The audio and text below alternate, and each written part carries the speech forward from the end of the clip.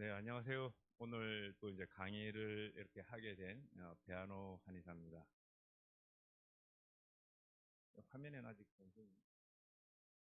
네. 오늘 강의는 전체 이제 채비 강의의 일환으로 제가 5번째 강의로 이렇게 하는 거고요. 또 이제 개인적으로는 그 저번 강의에 이어서 또 이제 2번째 내 몸 제대로 알고 바르게 사용하기 이 강의가 되겠습니다. 저번에는 서서 했는데요. 오늘은 또 이렇게 앉아서 하니까 또 좀 느낌이 다른 것 같습니다. 제가 이제 저번 그 강의를 했을 때 이제 사전 혹시 궁금하신 거 내용을 제가 이제 설문을 받았더니 이제 한 2, 30분 정도 이제 사전에 원하시는 강의 내용을 적어 주셔서 제가 이제 강의를 드린 바가 있는데요. 그때 이제 빠졌던 내용이 이제 암 관련된 부분들에 대해서 질문을 해주셨는데 제가 이제 못 한 게 있고요. 이번 이제 2번째 강의에서도 또 이제 질문해 주신 내용들이 이제 서너 개가 있어서 이제 그런 한 대여섯 가지 질문에 대해서 이제 답변을 드리면서 또 이제 동시에 또 이제 오프라인에 이제 오시는 분들이 계시면 또 그분들 질문을 받아서 그냥 어떤 그 PPT 없이 편하게 할 수 있는 그런 이제 즉흥적인 강의를 조금 해보도록 하겠습니다. 동시에 이제 오늘은 채비노트 이렇게 작성법에 대해서 설명을 드릴 텐데요. 이 채비노트는 이제 한겨레도 협동조합에서 또 이제 여러 가지를 말 그대로 이제 채비를 하기 위해서 이제 만들어진 책인데요. 또 여기 이제 40페이지를 보시게 되면 건강계획 세우기라고 하는 란이 있습니다. 우리 인체가 이제 뭐 원하든 원하지 않든 이 노화를 우리가 이제 겪게 되고 이제 그래서 미리 사실 준비해야 될 것들이 많죠.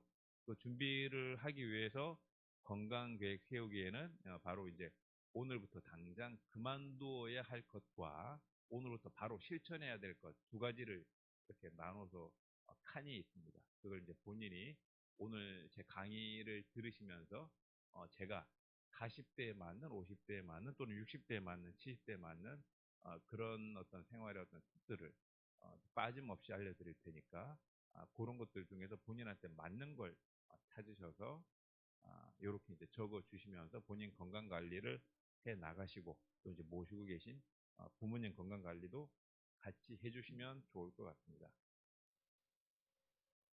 이제 뭐 우리가 일반적으로 이제 전체 연령대를 보게 되면 뭐 건강에 대해서 관심을 가지는 연령대가 주로 이제 40대. 우국장님 잘 안 보입니다. 눈이 안 좋아서 노안이 와가지고요. 잠깐 출연하셔서 주고 어, 잠깐 안내 말씀드리면 이 채비 노트가 이쁘게 만들어져 있죠. 그래서 서울 한겨레도로 협동조합에서 아마 우은주 국장님 주도로 제가 만든 걸로 알고 있고요. 뭐 김용환 이사님이나 또 이제 다른 분들 노력에 의해서 이 채비 노트가 만들어졌을 텐데요. 굉장히 알차게 꾸며져 있습니다.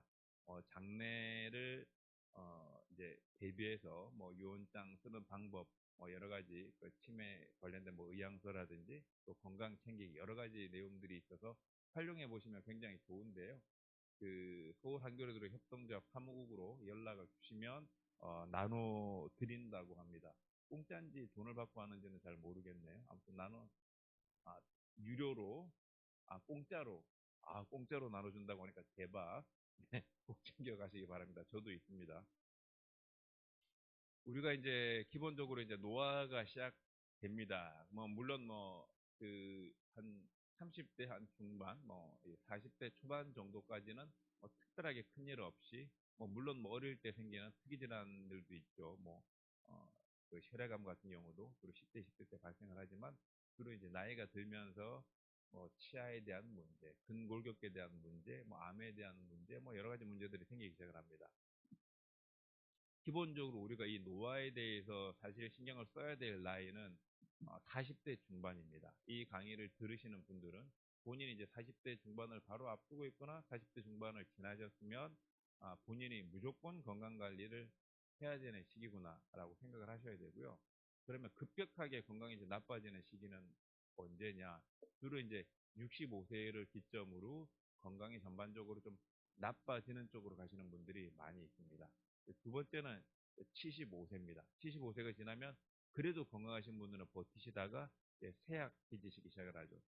얼마 전까지는 뭐 평균 수명이 이제 환갑이었죠. 한 30년 전까지만 해도. 지금은 이제 평균 수명이 여성분들은 80대 이제 후반을 넘어서 90대로 가고 있고, 남성분들은 80대 초반을 지나서 80대 중반을 갑니다. 근데 우리가 이제 이 연령별로 나빠지는 거에 대해서 생각을 해야 될 것은, 우리 이제 부모님 세대인 뭐 이를테면 뭐 7, 80대, 90대인 분들이 어, 젊었을 때는 그 위에 이제 부모님들이 60을 못 넘기고 돌아가시는 분들이 많이 있었거든요. 그걸 보셨던 현재 저희 부모님들 7, 8, 90 대 되시는 분들이 본인 부모들이 환갑 전에 돌아가셨으니까 본인들도 그럴 줄 알고 대비를 안 하고 보내시다가 본인들도 준비 없이 80대, 90대가 된 거죠. 본인들이 준비 없이 80대, 90대가 되다 보니까 아니, 예전 같았으면 뭐 돌아가실 만한 나이인데, 본인이 살아있는 거에 대해서 어떤 면에서 약간 좀 이제 황당할 수 있는 어떤 그런 시간이 사실 지금의 8, 90대 또는 70대 후반에 이제 우리 어머님들, 아버님들이 되는 거죠.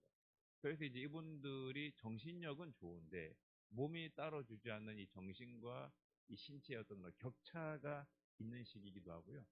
또 이런 이제 부모님을 모시는 또 4, 50대 또 세대들이 또 이 부모님들을 어떻게 봉양해야 될지 잘 모르는, 예전에는 뭐 60 정도 지나면 지났고 우리가 4, 50대면 우리도 30년 전만 해도 곧 돌아갈 거에 대한 대비를 해야 되는데, 뭐 지금 4, 50대들은 뭐 거의 뭐 청장년층으로까지 분류가 되니까 지금부터 7, 80대까지의 건강 관리에 대해서 신경을 조금 이제 써야 되는 그런 시기가 된 것 같습니다.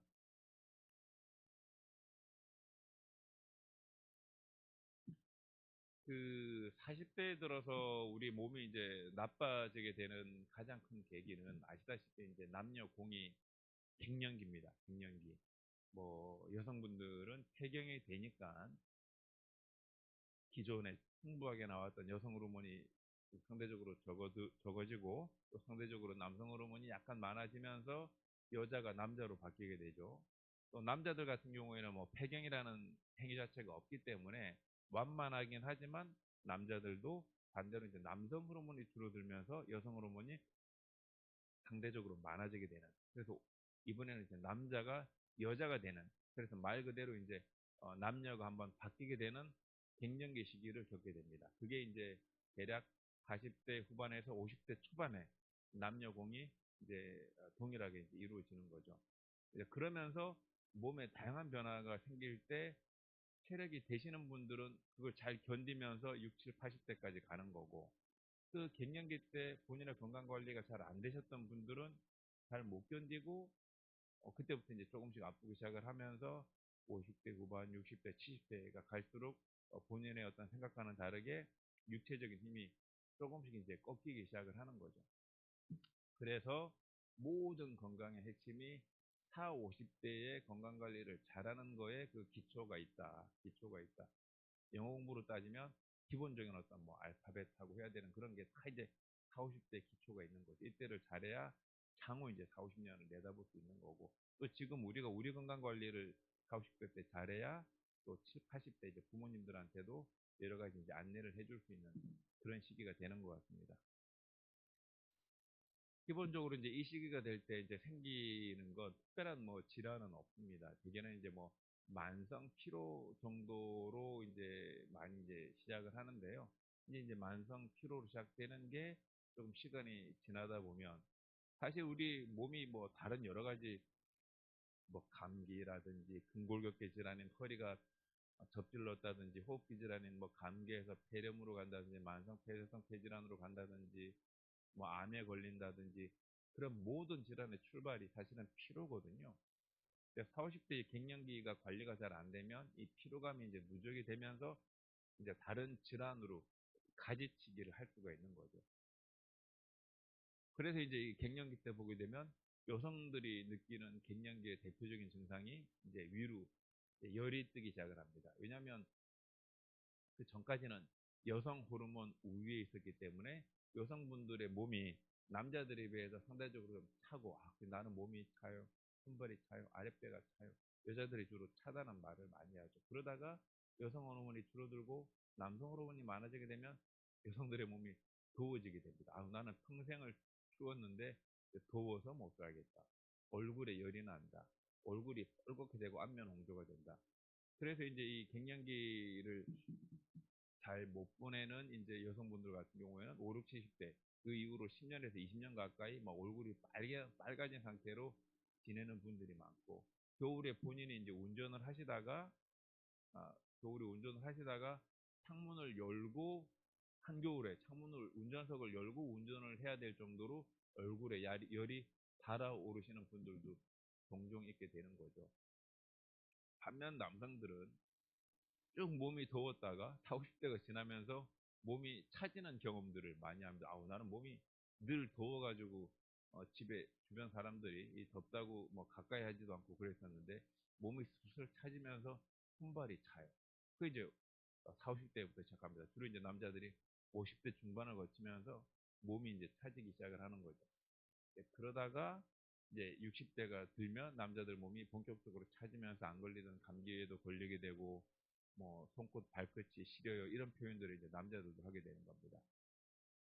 어떤 면에서 보게 되면 남녀가 서로 몸을 같은 몸 내에서 어떤 남녀의 환경을 서로 체인지 해보는 그런 경험이죠. 근데 이 시기가 중요한 이유가 어쨌든 이 시기에 남자로 태어난 남자가 40대를 지나서 약간 여성처럼 살아야 되는 30년, 40년. 여성으로 태어난 여성이 그 이후에 약간 남자처럼 살아야 되는 그 3, 40년이 본인의 어떤 타고난 것과 맞지 않으면서 여러 가지 질병들이 생길 수 있다라는 거죠. 그래서 10대 때, 20대 때, 30대 때 예를 들어서 뭐 발목이 접지르고 허리가 접지르면 뭐 치료하지 않아도 뭐 한 2주 또는 뭐 3, 4일 지나고 나면 괜찮아집니다. 본인의 자발적 회복력이 뭐 웬만한 걸 좋아지게 하는 거죠. 뭐 감기에 걸렸다고 하더라도 물론 뭐 어, 초등학교 저학년 같은 경우에는 그 감기가 폐렴으로도 갈 수 있고 그렇지만 일반적으로는 뭐 그 이후의 나이대 뭐 30대 후반 뭐 10대 중후반에는 뭐 감기 때문에 갑자기 폐렴으로 간다거나 쉽게 그렇게 되지가 않는 거죠. 그런데 이 4, 50대 때 이 갱년기 시기를 잘 못 보내고 나면 4, 50대는 괜찮지만 65세를 지나면서 단순 감기가 폐렴으로도 쉽게 가게 되고 폐렴으로 또 병원에 입원하게 되면 지금이야 또 그렇지만 예전에는 65세 이상 환자분들이 폐렴으로 병원에 입원하게 되면 한때는 사망률이 40% 이를 정도로 이 폐렴이 무서운 질환이기도 했습니다. 어, 그래서 이 기본적으로 이제 4, 50대를 어떻게 이제 잘 보내느냐가 이 제가 오늘 강의 드리는 데 있어서 가장 중요한 주제, 가장 중요하다라는 거고요. 근데 이 시기가 또 우리가 흔히 말해서 당뇨라든지 뭐 고혈압이라든지 없었던 고지혈증이 시작이 되고 또 기억력이 떨어지기 시작을 하고 그래서 그런 질환들이 스타트가 되다가 혈압이 조금 올라도 버티고 해서 버티다가 안 돼서 뭐 50대 중반이나 60대 초반에 결국은 혈압약을 복용하기도 하고 또 당뇨약을 복용하기도 하고 한번 이 약들이 복용하게 되면 고지혈증약도 복용을 하게 되는 또 출발점이 되는 거죠. 그리고 암도 이 시기부터 해서 조금씩 발병률이 높아지기 시작을 해서 60세가 지나면 암 발병률도 예, 확연하게 오르기 시작합니다. 통계적으로 보게 되면 사실 질병의 어떤 그 분포가 65세를 지나면서 많이 발생하니까 65세 이후에 우리가 이제 좀 조심해야 되겠다 싶은 생각을 많이 할 수 있는데 이제 출발은 이제 40대 후반부터 50대 초반에 이제 출발을 한다라는 거죠. 그리고 치매도 마찬가지입니다. 지금 우리나라 인구 60세 이상의 한 10% 미만 정도가 이제 우리나라 인구의 어떤 치매, 65세, 70세를 지나면 인구의 이제 30% 정도까지가 또 이제 조심해야 되는. 그 당뇨 환자는 65세 이상이 되게 되면 인구의 한 3분의 1이 지금 당뇨 진단을 받습니다. 당뇨 전 단계까지 해서. 그 뭐 연세가 들면 들수록 고혈압, 당뇨, 치매는 거의 뭐 친구처럼 뭐 붙어 있을 수밖에 없는 뭐 그런 거죠. 그래서 이 모든 것을 40대 후반부터 50대 초반까지 조금 관리를 해야 된다. 그렇게 말씀을 드리고요. 우리 지금 여기 오프라인에 조합원님 한 분 오셨거든요. 반갑습니다. 네네. 와주셔서 감사합니다. 네. 1대1로 강의 드릴 거고요. 저번에 혹시 오셨던 조합원님은 아니시죠? 아, 처음 오신 거죠. 혹시 뭐 조합원님 궁금하신 거 있으시면 뭐 얼마든지 1시간 동안 설명드릴 수 있으니까요. 다른 조합원님 안 오시면 뭐 이렇게 또 질문 기회 드릴 때도 질문해 주시면 좋을 것 같습니다. 그래서 그 4, 50대 때 이제 우리 몸에 대해서 이제 조심을 하면서 이제 향후를 대비를 해야 된다는 설명을 드렸는데 대표적인 거 딱 이제 6가지를 설명을 드리겠습니다. 4, 50대 때부터 조심해야 되는 이제 그 6가지. 기본적으로 이제 2010년도 정도에 이제 보건복지부에서 건강해지기 위한, 그러니까 우리가 이제 아프면서 평균 수명이 길어지는 게 아니라 아프지 않으면서 7, 8, 90대 평균 수명이 길어지기 위해서 우리가 이제 지켜야 될 이제 여러 가지 이제 그 건강 지표 16가지를 통계적으로 낸 게 있는데요. 그 중에 이제 첫 번째가 뭘까요? 첫 번째가 건강해지기 위한, 아프면서 평균 수명이 이렇게 길어지는 건 별로 의미가 없잖아요.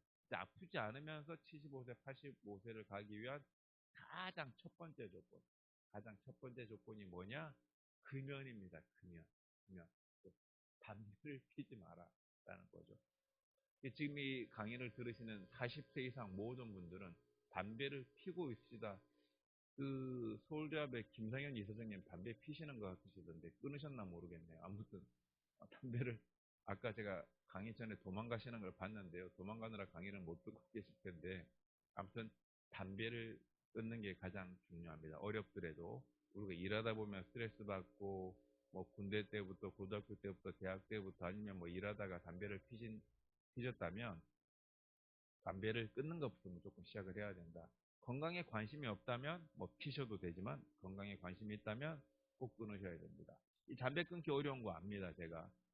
제가 중학교 때 경북 성주에 계시던 제 친할머니 집에 제가 이제 어, 혼자서 초등학교, 중학교 때 저희 경북 성주에 사는 할머니 집에 가게 되면 할머니가 항상 당시에 청자 담배를 피셨어요.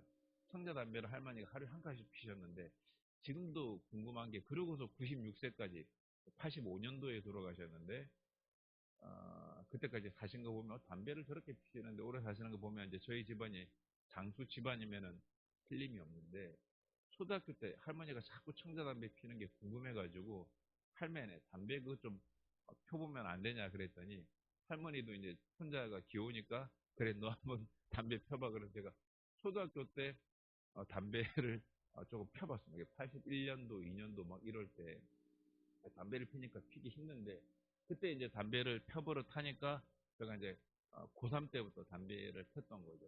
그러다가 20대 한 초중반까지 담배를 폈었는데 담배를 어느 정도 폈냐면 일찍 배워서 그런지 하루에 한 3, 4갑 정도 폈었습니다.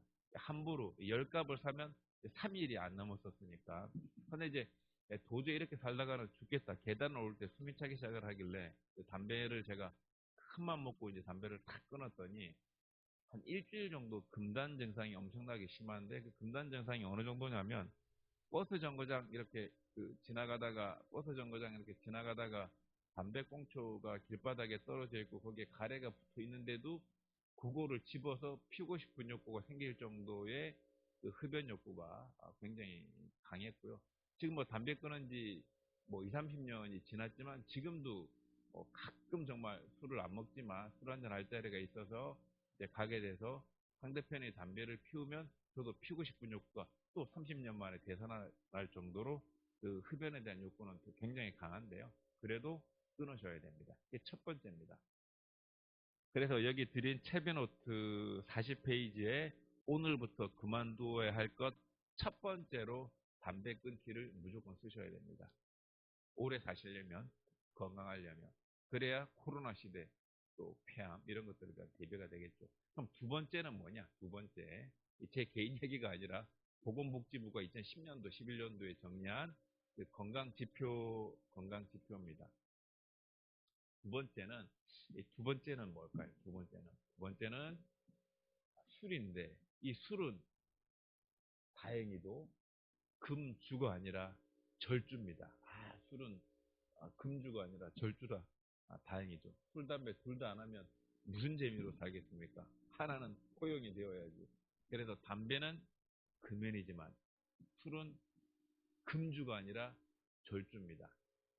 그러니까 술은 뭐 한두 잔 드시는 것 정도는 이루을 수 있다라는 거죠. 이제 왜냐면, 뭐 이를테면 유럽 연구 같은 거 보게 되면, 특히 이제 붉은 포도에 들어있는 이 특정 성분이 심혈관계 질환을 예방한다라고 하는 그런 연구 보고가 많이 있어서요. 뭐, 서양 같은 경우에는 뭐 와인 한 잔 정도가 도움이 되더라, 뭐 이런 겁니다.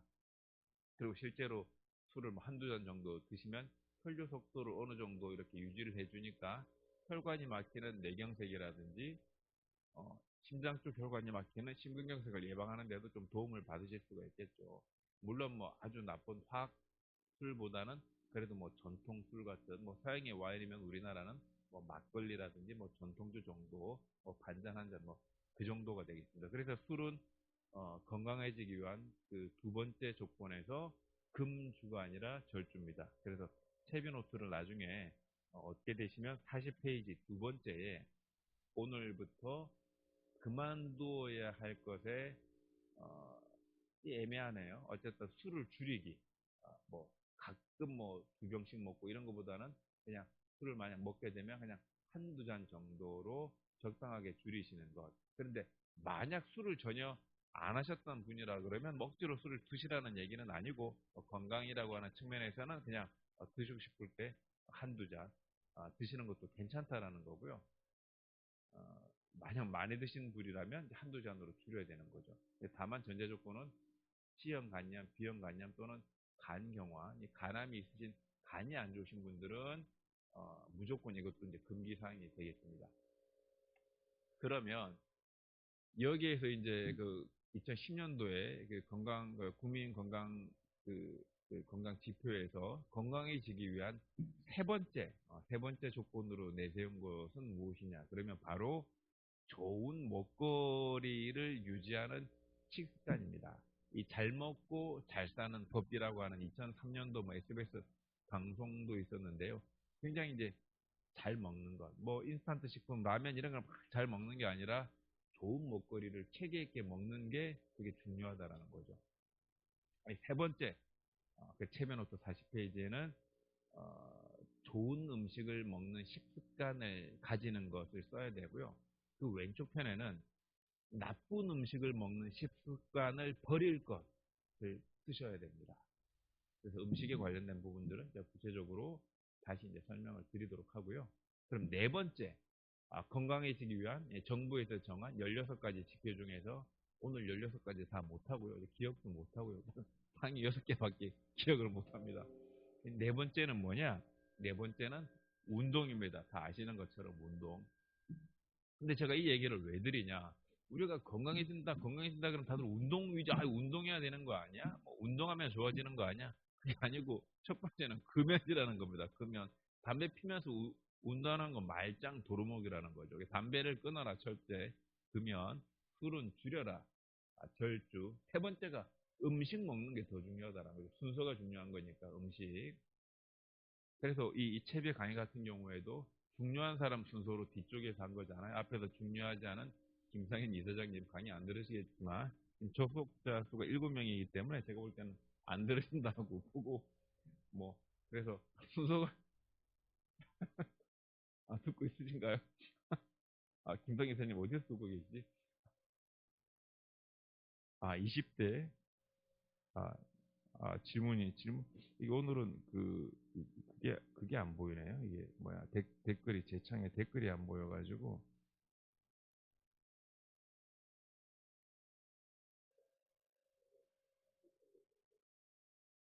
아, 아, 그렇구나. 그래서 이게 안 되는구나. 잠시 제가 잠깐만. 네, 죄송합니다. 조정 작업을 좀 다시 한번 하고요. 그래서 댓글이 안 보였구나. 자, 제가 조정을 잠깐 아, 하고요. 뭐로 유튜브 검색을 해야지 되죠? 채비에도 안 뜨는데, 네. 채비로 했을 때, 네. 잠시 유튜브 설정만 다시 하고 제가 강의를 드리도록 하겠습니다. 자, 1, 2, 3, 4위 다 외우시기 바랍니다. 감사합니다. 여기 댓글이 다 달리는구나. 네, 아유, 감사합니다. 김기혁 조합원님, 감사합니다. 우리 김상현 회장님, 소리 조금 키우라. 네네. 너럭바우님, 눈물이 많아지는 시기다. 맞습니다. 갱년기가 오셨네요. 우리 김상현 이사님, 60대는 어떻게 하느냐. 네네. 좋습니다. 네, 그래서 이제 네 번째 건강해지기 위한 조건이 이제 운동인데요. 이 운동은 어느 정도 양을 얘기를 하느냐, 운동은 어느 정도 양을 얘기를 하느냐, 땀이 약간 날 정도의 운동량이 되어야 됩니다. 땀이 약간 나야 되는 정도의. 예를 들어서 운동을 많이 해서 무조건 좋아지는 거면 국가대표 선수들, 국대들이 무조건 몸이 좋아야 되겠죠. 그러나 너무 또 가혹하게 운동을 하신 분들이 오히려 근육 손상과 또 근골격계 손상도 많이 있거든요. 그래서 본인 체력에 맞춰서 적절하게 운동하는 게 좋은데 특히 위장이 약해가지고 상대적으로 굉장히 삐쩍 마르신 여성분들이 뭘 제대로 못 먹어서 뭐 하나 들만한 힘도 없는데 주변에서 야, 너 운동 안 해서 몸이 안 좋은 거야. 운동을 해. 이래서 억지로 운동을 하다가 오히려 탈진하고 실신하고 이렇게 몸이 더 망가지시는 경우들을 굉장히 많이 보거든요. 그래서 운동은 네 번째인 겁니다. 네 번째. 그 앞에 세 번째, 잘 먹는 전제 조건 하에서 운동이라고 하는 게 존재한다는 거다. 어, 소리가 작게 들린다. 네네. 크게 입에 딱 대고 제가 말씀드리도록 하겠습니다. 작다는 얘기가 많이 있네요. 네, 저녁을 제가 속이 안 좋아서 안 먹고 와서 그런가 봅니다. 바짝 붙여서 네, 하도록 하겠습니다. 우리 그 우은주 국장님이 김밥을 사주신다고 했음에도 불구하고 제가 도도하게 안 먹고 있더니 점점 혈당이 떨어지고 있거든요. 네, 그 6가지 뒤늦게 들어오신 분들 뒤늦게 들어오신 분들에 이제 알려드리면 제가 현재 이제 4, 50대부터 8, 90대 때까지 건강해지기 위한 일반적인 조건에서 40대, 50대부터 관리하는 게 중요하다라는 말씀을 먼저 드렸고요. 네. 입에다 바짝 붙이고 하니까 좋아졌죠. 네네. 죄송합니다. 그리고 혈당이 떨어졌지만 제가 억지로 아드레날린을 분비시키면서 톤을 올리고 있습니다. 네. 김밥 먹을 걸. 그, 좋아지는 전제 조건 4, 50대 때부터 관리를 해야 된다라고 하는 거기에서부터 이제 또 좋아져야 될 조건 6가지를 제가 설명드리고 있는데요. 첫 번째는 금주다. 두 번째는 첫 번째는 금연이다. 그리고 두 번째는 금주는 아니고 절주다. 그리고 세 번째는 좋은 걸 먹는 식습관이다. 그리고 네 번째는 운동이다. 이런 말씀을 드렸고요. 운동 좀 추가적으로 설명을 드리자면 매일 운동을 하시는 게 좋지만 하루에 김기혁 조합원님 김밥 드시고 싶으신가요? 매일 하시는 게 좋지만 적어도 주 4, 5회는 해야 된다라는 거고요. 한 번 할 때마다 하루에 한 50분에서 60분 정도가 적절하다. 막 하루에 3시간 이런 거도 권장하지 않습니다. 평균은 하루에 한 5, 60분 정도 땀이 약간 나는 정도가 권장사항이고 매일 하는 게 좋을 것 같지만 항상 몸도 휴식이 필요하기 때문에 주 4, 5회 정도도 충분하다라는 겁니다. 네, 강의 마치고 맛있는 거 사주고 가시지. 김기혁 조합원님 그 피자 같은 거 좀 쏴주시면 좋을 것 같습니다. 어떠신가요? 댓글 달아주시고요. 그리고 5위, 6위를 설명을 드릴 텐데요. 5위, 6위가 뭘까요? 건강해지기 위해서 실천해야 될 5위. 지금 제가 설명드리는 건 김상현 이사장님 듣고 계시는 걸 제가 모르고 신뢰를 끼쳤습니다. 근데 여기 안 계시니까 제가 뭐 상현이라고 하든 말든 뭐 어떻게 하실 수는 없잖아요. 네. 뭐, 나중에 한의원으로 찾아오시든지요. 가모돈 타시고. 제가 지금 채비노트 서울대학에서 우은주 국장님을 비롯해서 우리 고생해 주셔서 만드신 채비노트 40페이지를 보게 되면 건강계획 세우기 난이 있습니다. 여기에 이제 실천할 것, 그만둬야 될 것에 5번째가 뭐냐? 바로 건강검진 하시는 겁니다. 건강검진 하시는 거. 그러니까 16가지 국가가 2010년도에 정한 평균 수명이 길어지지만 건강해지기 위한 어떤 조건에서 5번째는 정기적인 건강검진을 하는 겁니다. 우리나라가 이제 국민건강보험제도가 굉장히 잘 되어 있죠. 1974년도에 그 이제 박정희 대통령 때 여러분들이 좋아하시는 그 박정희 대통령 때 디자인이 돼서 1977년도에 충북 청원 지역에서 이제 시범사업, 지금으로 따지면 청주죠. 시범사업을 하면서 뭐 여러 가지 우여곡절 끝에 뭐 김대중 노무현 정부를 거치면서 점점점 강화된 이 세계적으로 이제 훌륭한 제도 속에서 이제 40대 이상이 되면 왜 2년마다 국가에서 무료로 해주는 거 있잖아요. 그것도 특히 남자분들은 아예 그까짓 거 해서 뭐해 그러고 안 하시는 분들이 있지만 꼭 하셔야 된다. 물론 가서 보게 되면 호술해 보이고 후다닥 하는 것 같고 대충 하는 것처럼 보이지만 또 이제 본인 마음에 드는 곳에서 좀 이렇게 한가하게 제대로 할 수 있는 곳에서 꼭 무료 건강검진을 하셔서 1차적인 스크리닝에서 걸러낼 수 있는 건 충분히 걸러낼 수 있는 시스템이니까 그렇게 하시는 게 중요하다. 듣고 계신 김상인 이사장님 감사합니다. 네, 늘 존경하고 있는 거 아시죠? 아까 후다닥 도망가시는 거 봤는데 섭섭합니다. 그리고 이제 6번째가 뭐냐? 건강해지기 위한 6번째. 지금 이제 총 강의가 15분 들어와 계시네요. 6번째는 암 검진입니다. 평균 수명이 길어지면서 우리가 포커싱에 대해서 생기는 게 일반 건강검진에서는 예를 들어 당뇨, 고혈압, 고지혈증 이런 것들은 우리가 찾아내기, 혈액검사를 통해서 간단한 거는 찾아내기가 쉬운데요. 일반 건강검진에도 잘 안 들어가는 또는 항목이 적게 들어가는 게 암 종류죠. 그럼 시기별로 증가하는 암들이 있습니다. 또는 가족들 중에서 우리 가족들 중에서는 위암이 잘 걸린다 그러면 내시경 같은 걸 조금 더 신경 써서 하신다든지 내시경은 한번 하시게 되면 1년에 한번 이렇게 하셔야죠. 김연한 조합원님 절주 다행입니다. 저도 그저께 와인 한 잔 마셨는데 술을 많이 못 먹어서 절주 좋습니다. 정부에 감사하셔야 되고요.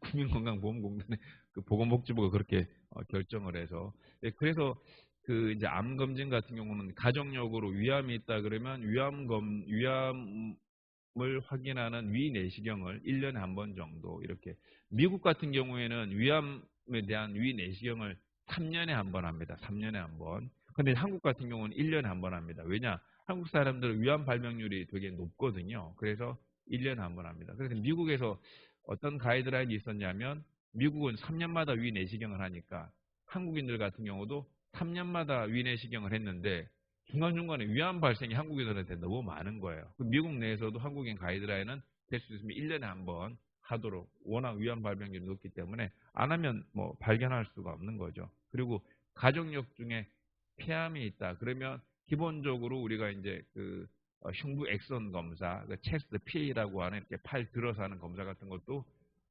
2년마다 할 때 하시지만 그 외에 별도로 본인 어떤 증상에 따라서 폐활량 검사라든지 어떤 그런 검사도 추가해서 기본적으로 챙길 필요가 있고요. 여성들 같은 경우에는 최근에 이제 증가하는 암이 이제 유방암이기 때문에 유방 검진에 대한 것들도 필요합니다. 그러면 보통 유방 검진 하라 그러면 제가 중요한 팁을 하나 알려드릴 텐데 내과 가서 유방 검사를 한다거나 또는 산부인과 가서 유방 검사를 하시는 것도 좋긴 하나 초음파가 종류가 다르고 또 전문 분야가 또 다 달라요. 그래서 유방은 일반 외과에서 하시는 것이 조금 더 정확합니다. 그래서 지금 이 강의를 듣고 있는 조합원님 45, 6, 70대 조합원님들이 계시면 유방 검사도 정기적으로 하시고 또 필요하면 맘모톰하고 하셔야 될 텐데 주로 이제 유방 외과 전문의가 하는 병원에서 하셔야 된다라는 걸 꼭 기억하시면 되고 이 외과는 주로 유방만 보는 게 아니라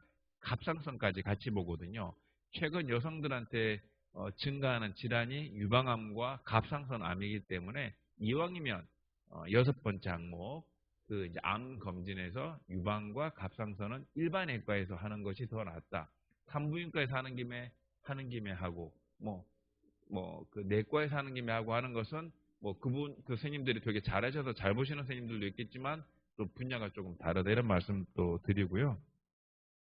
그리고 이제 남성들 같은 경우에는 전립선암 발생률이 늘고 있습니다. 그래서 남자분들도 예를 들어서 본인이 소변 보시는 게 특히 이제 김상현 우리 이사장님 소변 보시는 힘이 어떠실지 모르겠어요. 그러니까 소변 보시는 힘이 좀 떨어지면 내가 나이가 먹으니까 소변 보는 힘이 조금 떨어지는구나.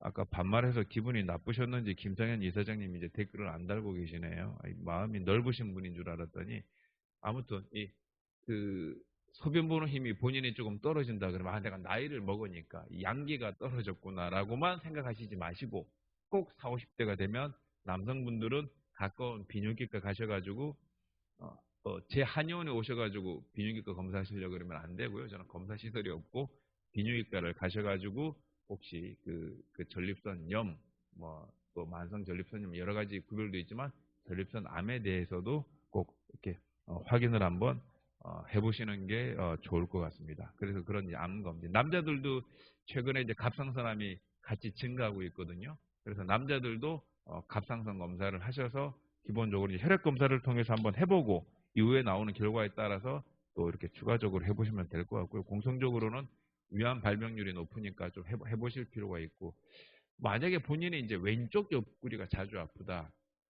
그냥 나는 왼쪽 이렇게 운동하다 보면 왼쪽 옆구리가 잘 걸린다. 그러면 혹시 췌장암에 대한 확률이 있을 수 있습니다. 스티브 잡스가 걸려서 이제 이제 익스파이어했던 그 췌장 이게 굉장히 고통이 심하고 별로 이제 약도 잘 없는, 그래서 왼쪽 옆구리가 아프면 좀 췌장암에 대한 생각 이런 부분을 하실 필요가 있고요. 오른쪽 옆구리가 아프다 그러면 이제 담석이라든지 또는 이제 간암에 대한 고려를 이제 하신다든지, 여성들이 이제 하혈을 하고 아랫배가 아프면 난소암이라든지 이런 것들 또 고려를 해보시면 좋을 것 같습니다. 이렇게 해서 이제 6가지에 대해서 제가 이제 설명을 드렸고요. 그래서 기본적으로 이 6가지를 잘 지키는 것. 첫 번째, 다시 설명드리면, 100세까지 건강해지기 위한 16가지 조건 중에서 상위 6위 중에서 1위는 금연이다. 2위는 절주다. 3위는 좋은 식습관을 가지는 거다. 4위는 운동을 하는 거다. 이제 5번째는 건강검진을 잘 받는 거다, 주기적으로. 그리고 이제 6번째는 본인의 어떤 가족력, 본인의 어떤 여러 가지 습관에 따라서, 증상에 따라서 암 검진을 어느 정도 포커스를 맞춰서 하시는 거다. 이렇게 6가지 이제 설명을 이제 드렸고요. 여기에서 이제 식습관에 대한 설명을 제가 조금 더 이렇게 드리도록 하겠습니다. 식습관에 대한 설명을. 예전에 2012년도, 2012년도 미국 내에서 식이요법으로 되게 유명한 이제 조엘 펄만 박사라고 하는 분이 2012년도 이제 한국에 들어와서 이제 강남에 있는 한식당에서 같이 이제 저도 그 자리에 이제 껴서 이제 식사를 한 적이 있는데요. CJ 쪽에서 그분한테 이제 강의를 요청을 해서 한국에 와가지고 이제 국내에서 식이요법 하는 이제 전문가들이랑 모여서 식사를 한 적이 있는데, 한식에 대해서 미국 의사가 칭찬을 굉장히 많이 하더라고요. 근데 이런 이 조엘 펄만 박사가 이제 고문으로 있던 그 PCRM이라고 하는 미국의 책임 있는 의사회라고 하는 조직이 있는데, 이 조직에 또 관여했던 콜린 캠벨 박사, 코넬 대학교 이런 분들도 기본적으로 식습관을 제대로 하게 되면 질병의 80%는 예방에 충분히 도움이 되고 치료에도 도움이 된다라고 얘기를 많이 하거든요. 그 대표적인 연구가 이제 차이나 스타디라고 해서 중국 연구가 있는데요. 미국에서 상당히 많은 돈을 들여서 중국의 시골 도시 지역의 식습관과 운동과 또는 건강의 이 상관관계를 이제 조사했던 연구들이 있습니다. 그렇게 이제 연구를 했더니 기본적으로 아까 설명드린 것처럼 이 좋은 식습관을 가지는 게 여러 가지 질병을 예방하고 치료하는 데 있어서 굉장히 이제 중요하다라는 거죠. 그런데 그 핵심이 뭐냐면 전통 식단입니다. 원래 먹었던 대로 먹는 게 유리하다라는 거죠. 원래 먹었던 대로. 그리고 우리나라 같은 경우는 그때 2012년도 왜 조엘 펄만 박사 같은 경우도 한국인들은 한식 패턴에 대한 부분들이 또 강하니까 그렇게 드시는 게 이제 좋을 것 같아요. 외국에서는 이제 그렇게 얘기를 하지만 우리는 반대로 자꾸 이제 서양식으로 자꾸 이제 변하고 이제 간편식으로 이제 변하는 거죠. 이제 사는 게 바쁘고 문화가 그렇고 또 그런 식으로 가다 보니까 그 흐름으로 따라가는 게 좀 자연스럽긴 한데 어느 정도 본인이 속도 조절을 해서 본인이 먹는 거에 대한 것은 어떤 어느 정도 기존의 방식을 우리가 새로운 트렌드를 바뀌어서 먹는 게 막 바뀌지만 몸은 그렇게 쉽게 잘 따라가지가 않거든요. 그래서 먹어오던 식습관을 유지하려고 하는 게 굉장히 중요하다. 지금도 세계 장수 마을의 식습관을 보게 되면 장수 마을의 식습관이 단순해요. 그냥 먹던 걸 먹는 거거든요. 그냥 먹던 걸. 감자 드셨던 마을이면 뭐 중남미에 감자 먹던 장수 마을이면 그냥 감자 그렇게 이제 이렇게 이제 드시는 거고요. 박태호 실장님이시구나. 태호박. 영어로 유튜브 닉네임을 하셨네요. 얼굴은 그렇지 않으시면서 영어로 또 이렇게 그냥 박태호라고 하시지 외국인인 줄 알았어요. 근데 박 실장님 감사하고요.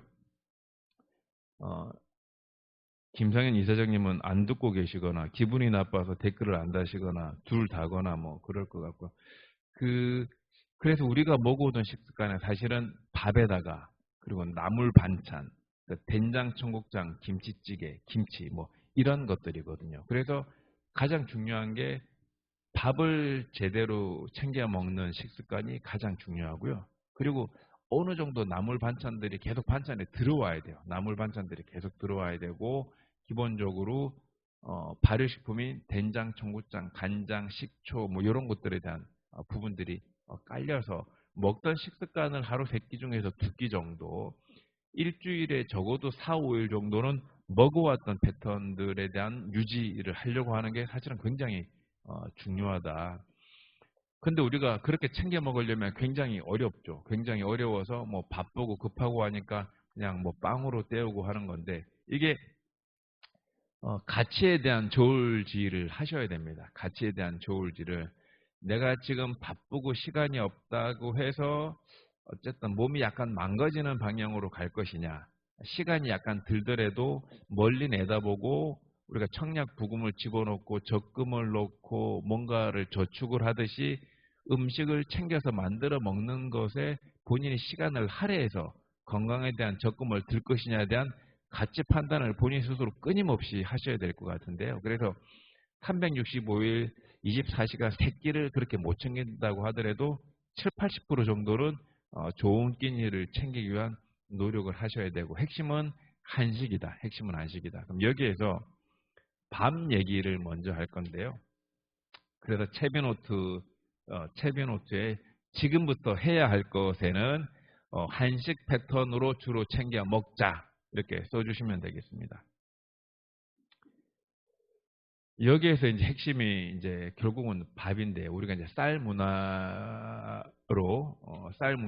때문에 밥을 챙겨 먹어야 되는데 또 다이어트 하시는 분이나 이제 벌크업, 뭐 근육량을 늘리는 분들 입장에서는 그 탄수화물 줄이라고 살 빼야 되고 많이 먹으면 당뇨병이 온다는데 웬 밥 타령이냐 이렇게 말씀하실 수가 있는 건데 이 쌀에는 2종류가 있죠. 우리가 쌀은 2종류가 있죠. 뭐가 있냐? 백미가 있고 현미가 있는 겁니다. 백미가 있고 현미가 있는 겁니다. 우리가 쌀이 있으면 그 쌀의 바깥쪽 완결을 한번 벗겨내면 그게 현미가 되는 거죠. 현미가 되는 거죠. 브라운 라이스 현미가 되는 거죠.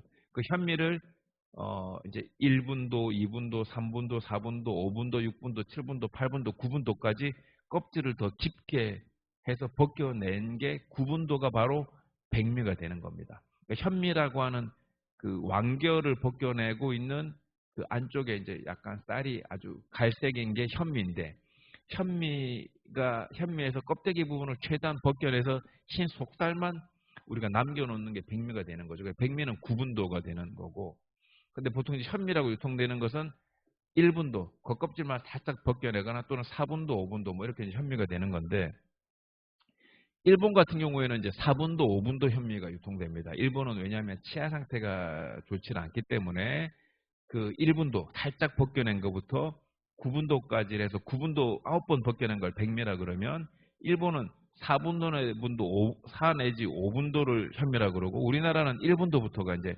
현미라고 얘기를 하는데요. 이 분도수가 적은 것들. 그래서 4분도 미만의 1분도 현미를 먹는 게 되게 중요합니다. 왜냐? 우리는 자꾸 이제 과학이 발달할수록 밥은 먹게 되면 탄수화물을 먹는 거네. 고기를 먹게 되면 단백질을 먹는 거네. 이렇게 생각을 하지만 실제로 과학적으로 분석할 수 있는 이상의 것들이 그 안에 당연히 들어있고 그 숨쉬는 어떤 생명들이 들어있기 때문에 그런 걸 전통적으로는 기라고 표현을 하고 현대적으로는 에너지라고 얘기를 할 수 있는 정량적으로 측정할 수 없는 것들이 있는 건데 그 대표적인 게 현미에는 미강 같은 성분들, 이 바깥쪽에 있는 피토케미칼들 이런 것들이 이 백미에는 들어있지 않습니다. 김경은 이사님 놀다가 이제 들어오셨나 봅니다. 네, 댓글 감사하고요. 김상은 이사장님은 삐지셨거나 도망가셨거나 계속 그러신 것 같습니다. 뒤끝 있는 강의 오늘 강의가 마지막에 되지 않을까 싶기도 한데요. 그래서 아무튼 신쌀밥 우리가 이제 그 일제시대 뭐 7, 80년대 쌀밥 먹기 힘든 시기를 거치면서 하얀 쌀밥에 대한 어떤 7, 80년대 욕구가 있죠. 그래서 한 20년 신쌀밥을 실컷 잘 드셨다가 최근에 이제 당뇨가 오면서 신쌀밥을 버리고 현미밥에 대한 중요성과 뭐 잡곡밥을 알긴 아는데 우리가 습관이 굉장히 나빠져 있는 게 그러면 우리가 원래 백미를 먹었냐? 전혀 그렇지 않습니다. 이 조선시대 때 양반과 왕의 식습관은 원래 현미밥을 먹었던 겁니다. 원래 현미밥을 이제 먹는 건데 이를테면 이제 왕이 현미밥을 먹는데 도정을 못해서 현미밥을 먹는 게 아니라 먹을 수 있지만 신쌀밥을 먹을 수 있지만 현미를 먹었죠. 그게 건강에 좋기 때문에. 그런데 왕이 컨디션이 떨어지고 몸이 안 좋고 치아 상태가 안 좋으면 백미를 대접을 한 겁니다. 젊은 왕한테는 현미밥을 주고 나이가 들어서 골골골 하게 되면 이제 백미를 주문에 따라 이렇게 주는 뭐 그런 시스템이었죠. 김경원 회사님 처음부터 듣고 계셨었구나. 감사합니다. 표시를 안 하면 모릅니다. 사랑하면 사랑한다고 얘기를 해주셔야 됩니다. 그래서 현미밥을 먹는 게 되게 중요한데 원래 먹었던 대로 일제시대 때 망가졌던 우리의 전통 식습관을 이제 복원하는 거죠. 일종의 먹거리의 독립운동이 이제 되는 건데요. 그래서 이제 현미밥을 먹는 게 중요한데 현미밥을 먹으라 그러면 소화가 잘 안 돼서 못 먹어요. 소화가 잘 안 돼서 못 먹어요. 왜냐? 원래 음식이 입에 들어오게 되면 적어도 30번에서 100번까지를 씹어서 삼켜야 됩니다.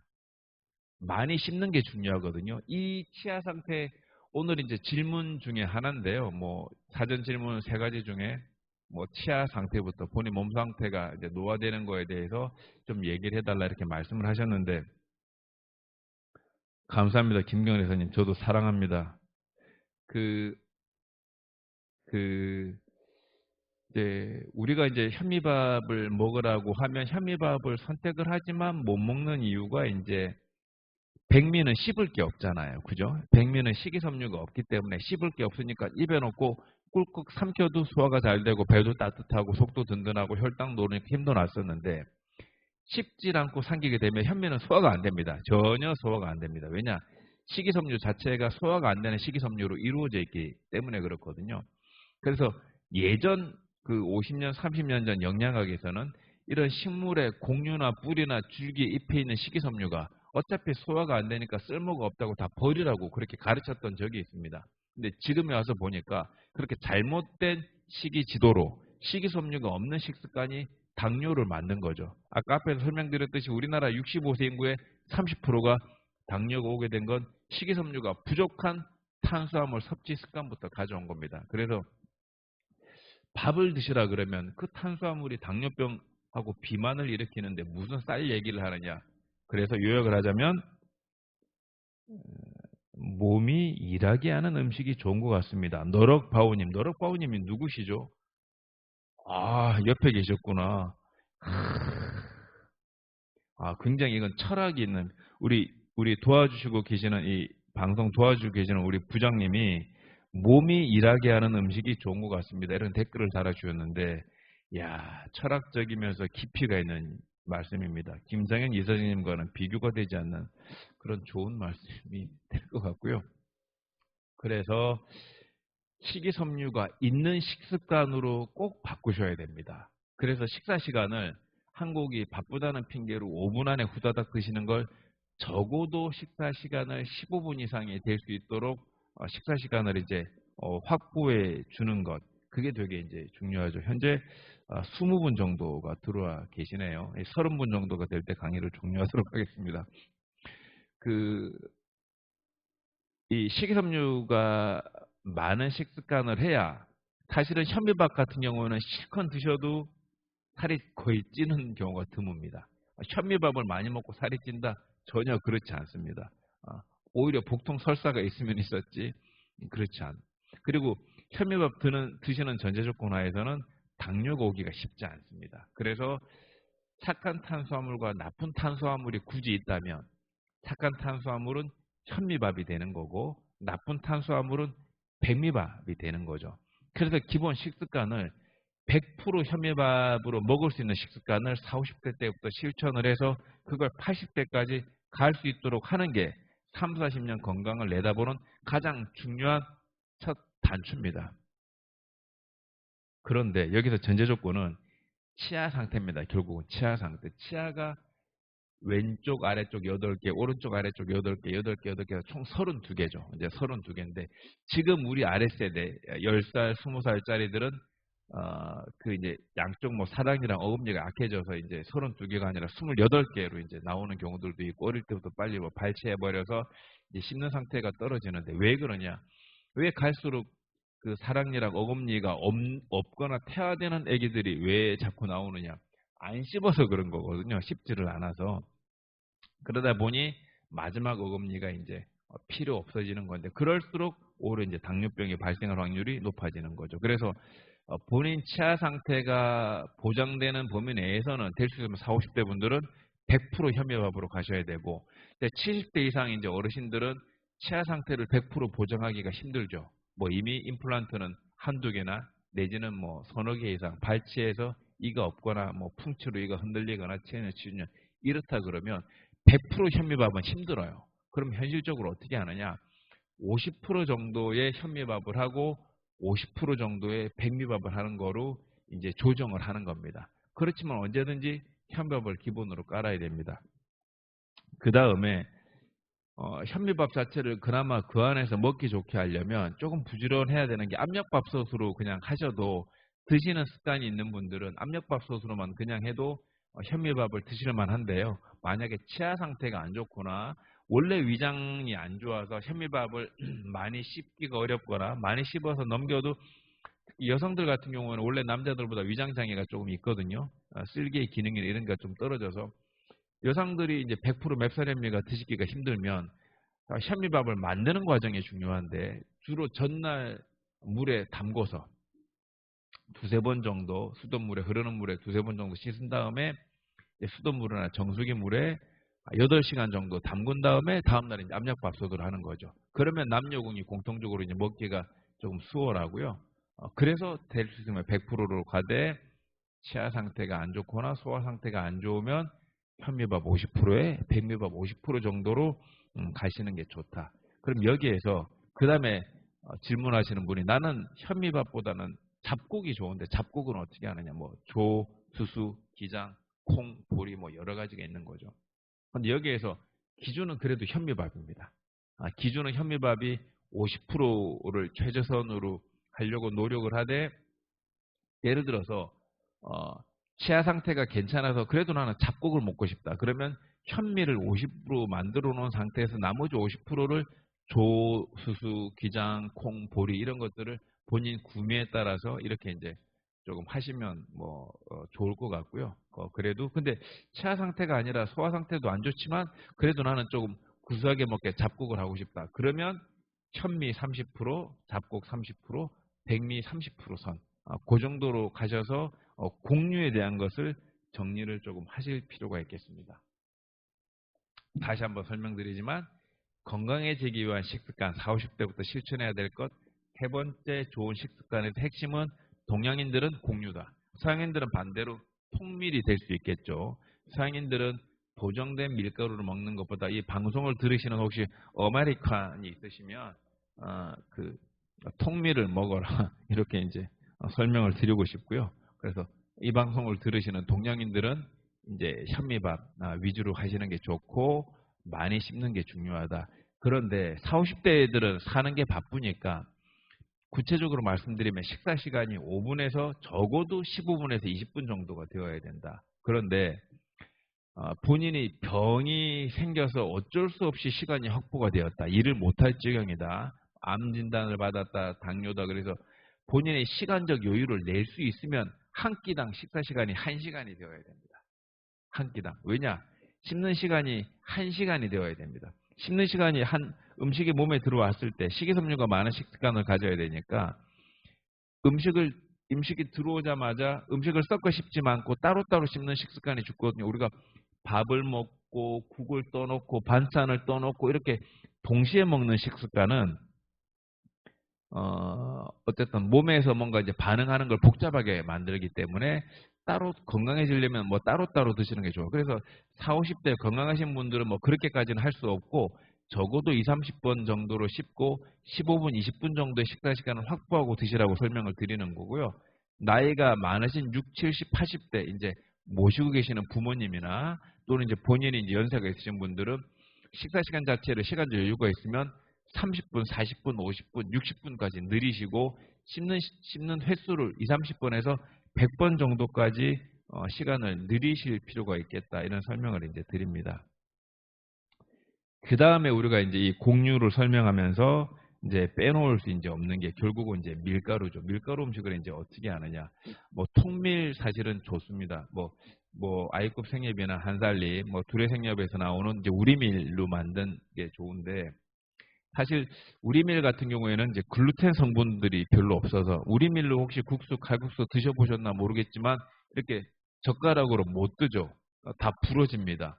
이게 국수인데 또 보니까 수제비야. 다 부서져. 그죠? 그래서 우리밀로는 뭔가 우리가 흔히 먹어오던 걸 먹지를 못하기 때문에 원래 우리밀로 해먹었던 게 수제비 정도를 해먹었던 거고 국수나 어떤 그런 걸 해먹기에는 우리밀이 이제 안 되죠. 그러니까 이제 수입산 밀가루를 먹는 건데 수입 정식 명칭은 수입산 소맥분이죠. 우리나라가 미국산 80%, 호주산 20% 8대2 비율로 우리나라에 수입산 소맥분이 들어오게 되면 뭐 무슨 제분을 통해서 이제 믹싱이 돼가지고 뭐 강력분, 중력분, 뭐 박력분 이렇게 해가지고 밀도에 따라서 빵의 재료, 칼국수의 재료, 국수의 재료 뭐 이렇게 이제 만들어지는데요. 이제 밀가루 음식의 이제 문제는 뭐냐면 뭐 많이 아시는 것처럼 포스트 하비스트라 그래가지고 추수 후에 대규모의 어떤 그 농약 살포에 대한 어떤 가능성이 여전히 존재하고 배로 족도를 통해서 이동하는 동안 적어도 10여 가지에서 20여 가지의 식품 첨가물로 가공을 하는 것으로 대안에서 알려져 있습니다. 그래서 우리가 이제 밀가루 음식을 이제 먹는다는 것은 그 밀가루 음식에 들어있는 이제 글루텐 단백질과 또는 여러 가지 식품 첨가물들을 먹을 수 있는 이제 가능성이 있다라는 것과 이제 더더군다나 문제는 밀가루 음식에는 식이섬유가 이제 전혀 없다라는 겁니다. 그 밀가루 음식이 우리가 빵 먹으면 입에 살살 녹는 이유가 그 식이섬유가 많은 통밀로 만든 빵 먹게 되면 이게 빵인지 플라스틱인지 뭐 뜯기지가 않죠. 통밀로 먹게 되면 통밀을 먹다가 이가 다 옥수수처럼 다 나가버리고 임플란트를 32개를 다 해야 될 정도로 통밀빵이 먹기가 되게 힘듭니다. 그래서 우리가 먹는 게 수입산 소맥분으로 만드는 식이섬유가 전혀 없는 빵을 먹게 되는 건데 식이섬유가 없는 빵을 먹게 되니까 그건 그대로 몸에 들어와서 혈당을 높여서 당뇨를 유발하고 고지혈증을 유발하고 그런 건 일종의 설탕처럼 작용해서 혈관을 끈적끈적하게 만들어서 심근경색, 뇌경색을 유발할 수가 있습니다. 그래서 식이섬유가 없는 게 밀가루의 첫 번째 문제고요. 두 번째는 글루텐 단백질인데 이제 모든 음식은 결국은 소장에서 이제 흡수가 되어야 되는데 이 소장에서 본인 몸 상태에 따라서 이 글루텐 단백질의 분자 구조가 커서 흡수가 안 되는 분들이 있어요. 그래서 밀가루 음식만 먹으면 배 아프고 설사하시는 분들이 꼭 있죠. 그리고 더더군다나 원래 본인이 피부 질환이 없었는데 약간 밀가루 음식을 먹게 되면 피부에 발진이 나거나 또는 뭔가 좀 체하기만 하면 발진이 나거나 또는 잘 체하거나 또는 뭐 갑자기 피곤하면 몸에 좁쌀처럼 두드러기가 나거나 이렇게 하셨던 분들은 밀가루 음식 바로 끊어야 됩니다. 밀가루 음식에 있는 글루텐 단백질이 소장에서 컨디션이 좋을 때는 그나마 뭐 일반적으로 건강하신 분들은 밀가루 음식이 괜찮은데요. 제가 이제 드리는 분들은 평상시에 소화가 좀 잘 안 되거나 잘 체하거나 뭔가 몸에 두드러기가 나거나 뭐 이런 분들이 주로 이제 밀가루에 반응해서 그런 분들이 많이 있거든요. 그 원인이 이제 글루텐 단백질이라는 거죠. 근데 이제 그렇게 피부 질환이 시작이 됐는데 원인이 밀가루에 있다라는 것을 모르고 또는 알아도 먹고 싶으니까 그렇게 했다가 뭐 단순 치료만 계속 받다가 그 글루텐 단백질 과잉에 의해서 장이 망가지게 되면 장 자체가 망가진 것으로 과민성 대장 증후군, 뭐 복통 설사가 반복되고 하는 거랑 또는 뭐 크론식병 또는 궤양성 대장염 같은 희귀난치성 질환으로 발전할 수도 있지만 만성 피부 질환의 원인이 될 수 있다라는 거죠. 밀가루 음식의 글루텐 단백질이. 그래서 피부 상태가 안 좋거나 소화 상태가 안 좋은 분들은 밀가루 음식을 꼭 끊어야 된다. 박태우 실장님. 네.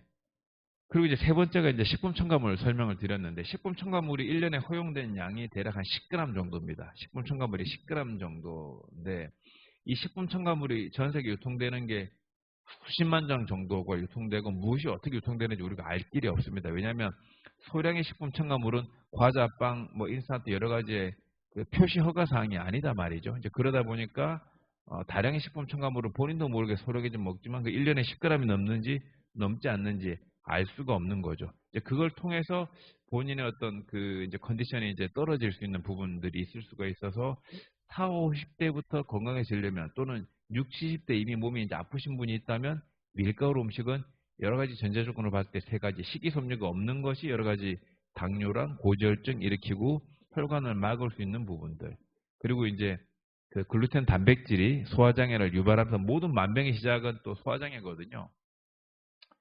뭐 얘기하시면 본인은 유산균을 먹고 있대. 뭐 밀가루 음식을 먹으면서 웬 유산균을 왜 병 주고 약 주는 것도 아니고 상식선에서 되게 웃긴 얘기인데 웃긴 얘기를 우리가 개그맨도 아니고 하고 계시는 분들이 많죠. 밀가루 음식을 끊지 않으면서 유산균을 먹는다는 건 굉장히 웃긴 얘기입니다. 장이 안 좋으면 밀가루 음식부터 끊어야죠. 그리고 세 번째는 식품 첨가물에 대한 부분들 때문에 이제 끊는 게 중요하다. 그래서 식습관 교정에 있어서 가장 중요한 핵심은 현미밥을 본인에 맞춰서 먹으려고 애를 쓰시는 거고 두 번째는 밀가루 음식을 끊는다. 물론 건강하신 분들은 상관이 없다. 그리고 말씀드렸지만 삼시세끼 뭐 365일 24시간 다 할 수 없으니 7, 80%는 이렇게 노력을 해야 건강한 70세, 80세, 90세를 우리가 영위한다. 8, 90 제가 이제 한의원을 하다 보니까 20년 하고 있는데요. 한방병원 있었던 6년 포함해서 20년째 한의원을 하고 있는데 현재 80세, 90세 어머님, 아버님들이 오시면 가장 하시는 말씀이 내가 이렇게 오래 살지 몰랐다. 내가 이렇게 오래 살지 몰랐다. 내가 이렇게 오래 살 줄 알았으면 미리 몸 관리할 걸. 그러면서 본인이 약 드시는 걸 보여주시면 거의 기본 5개, 뭐 많이 드시는 무슨 뭐 20알 이렇게 복용을 합니다.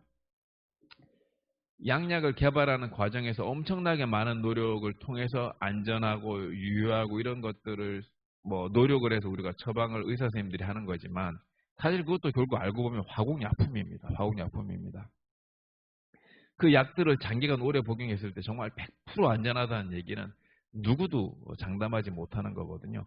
얼마 전에 이제 폐기됐던 약 중에 당뇨약 중에 이제 아반디아라는 약이 있습니다. 아반디아라는 약이 뭐 10년 정도가 이제 당뇨 환자분들한테 이제 처방이 되었던 약인데 처방이 되고 난 뒤에 이제 후양석 연구라고 조사를 해봤더니 이 당뇨에 좋다고 처방해서 우리가 복용했던 당뇨약이 오히려 심혈관계 질환을 일으키는 심근경색을 일으킬 수 있는 확률이 이제 높았다라는 거죠. 그래서 이제 최근에 폐기되었다가 다시 최근에 여러 가지를 보고서는 또 이제 안정성에서 또 괜찮을 것 같다 뭐 이렇게 나오긴 하는데 아무튼 모든 약은 그 정작용과 또 한면에 보면 이제 역작용이 있을 수 있기 때문에 복용을 하게 되면 최선으로 복용을 해야 되고 약 복용하는 예를 들어서 약 복용하는 뭐 한약이나 양약이나 마찬가지이지만 약 복용하는 기간이 10년, 20년, 30년 길어질수록 당연히 그 약 자체로 인한 부작용과 합병증이 생길 확률이 높아지게 되겠죠. 그래서 약 복용을 해야 되는 시기랑 양을 끊임없이 짧게 하기 위한 노력을 해야 되겠죠. 그 전제 조건은 식습관이다. 밥 하나만 이렇게 이제 설명을 드렸는데요. 이제 두 번째는 나물이죠, 나물. 나물이 필요한 이유는 우리가 이제 임신을 하게 되면 산부인과에서 권하는 것 중에 하나가 뭐죠? 엽산이죠, 엽산. 그죠? 여기 우리 두 분, 여성분 계시니까 엽산 드셔보셨죠? 우은주 국장님 또 우리 조합원님. 엽산. 엽산이 필요한 이유가 임신을 했을 때 엽산을 안 먹게 되면 태아의 신경관 결손. 이게 뭐냐면 그 등뼈가 이를테면 드러나는 겁니다. 등뼈가 드러나는 태아가 엄마가 엽산이 부족하면 그런 경우들이 있어서 임산부들한테 엽산을 먹도록 하는데 또 이 엽산을 복용했던 임산부한테 태어나는 아기들한테는 또 천식 발생할 확률이 높다 이런 보고도 사실 또 있거든요. 그래서 엽산의 안정성에 대한 문제도 이제 사실 해외에서는 있는데요. 그럼 이 엽산이 뭐냐? 엽산이 뭐 이파리입니다. 이파리.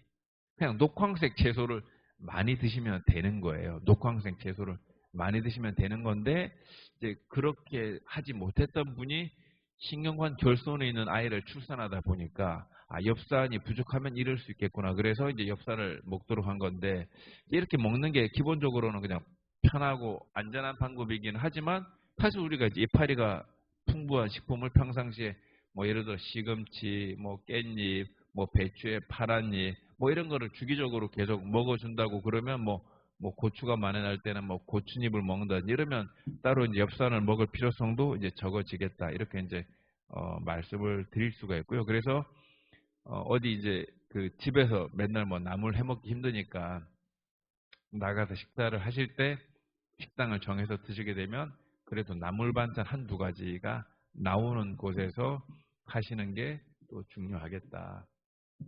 그래서 꼭 녹황색 채소, 뭐 깻잎이라든지, 뭐 상추라든지, 뭐 고추잎이라든지, 뭐 시금치라든지 어떤 종류의 그리고 이제 최근에 이제 암 발생률이 평균 수명이 길면서 높아지니까 암 발생에 유리한 대표적 식품 중에 하나가 브로콜리거든요. 브로콜리. 그래서 녹황색 채소이기도 하고 또 설포라판이라고 하는 일종의 유황이죠. 유황 화합물인 설포라판이 많은 그런 이제 브로콜리 같은 것도 나오게 되면 맛없다고 버리지 마시고 또 브로콜리는 챙겨가지고 또 드시는 것도 되게 이제 좋은 식습관이 되겠고요.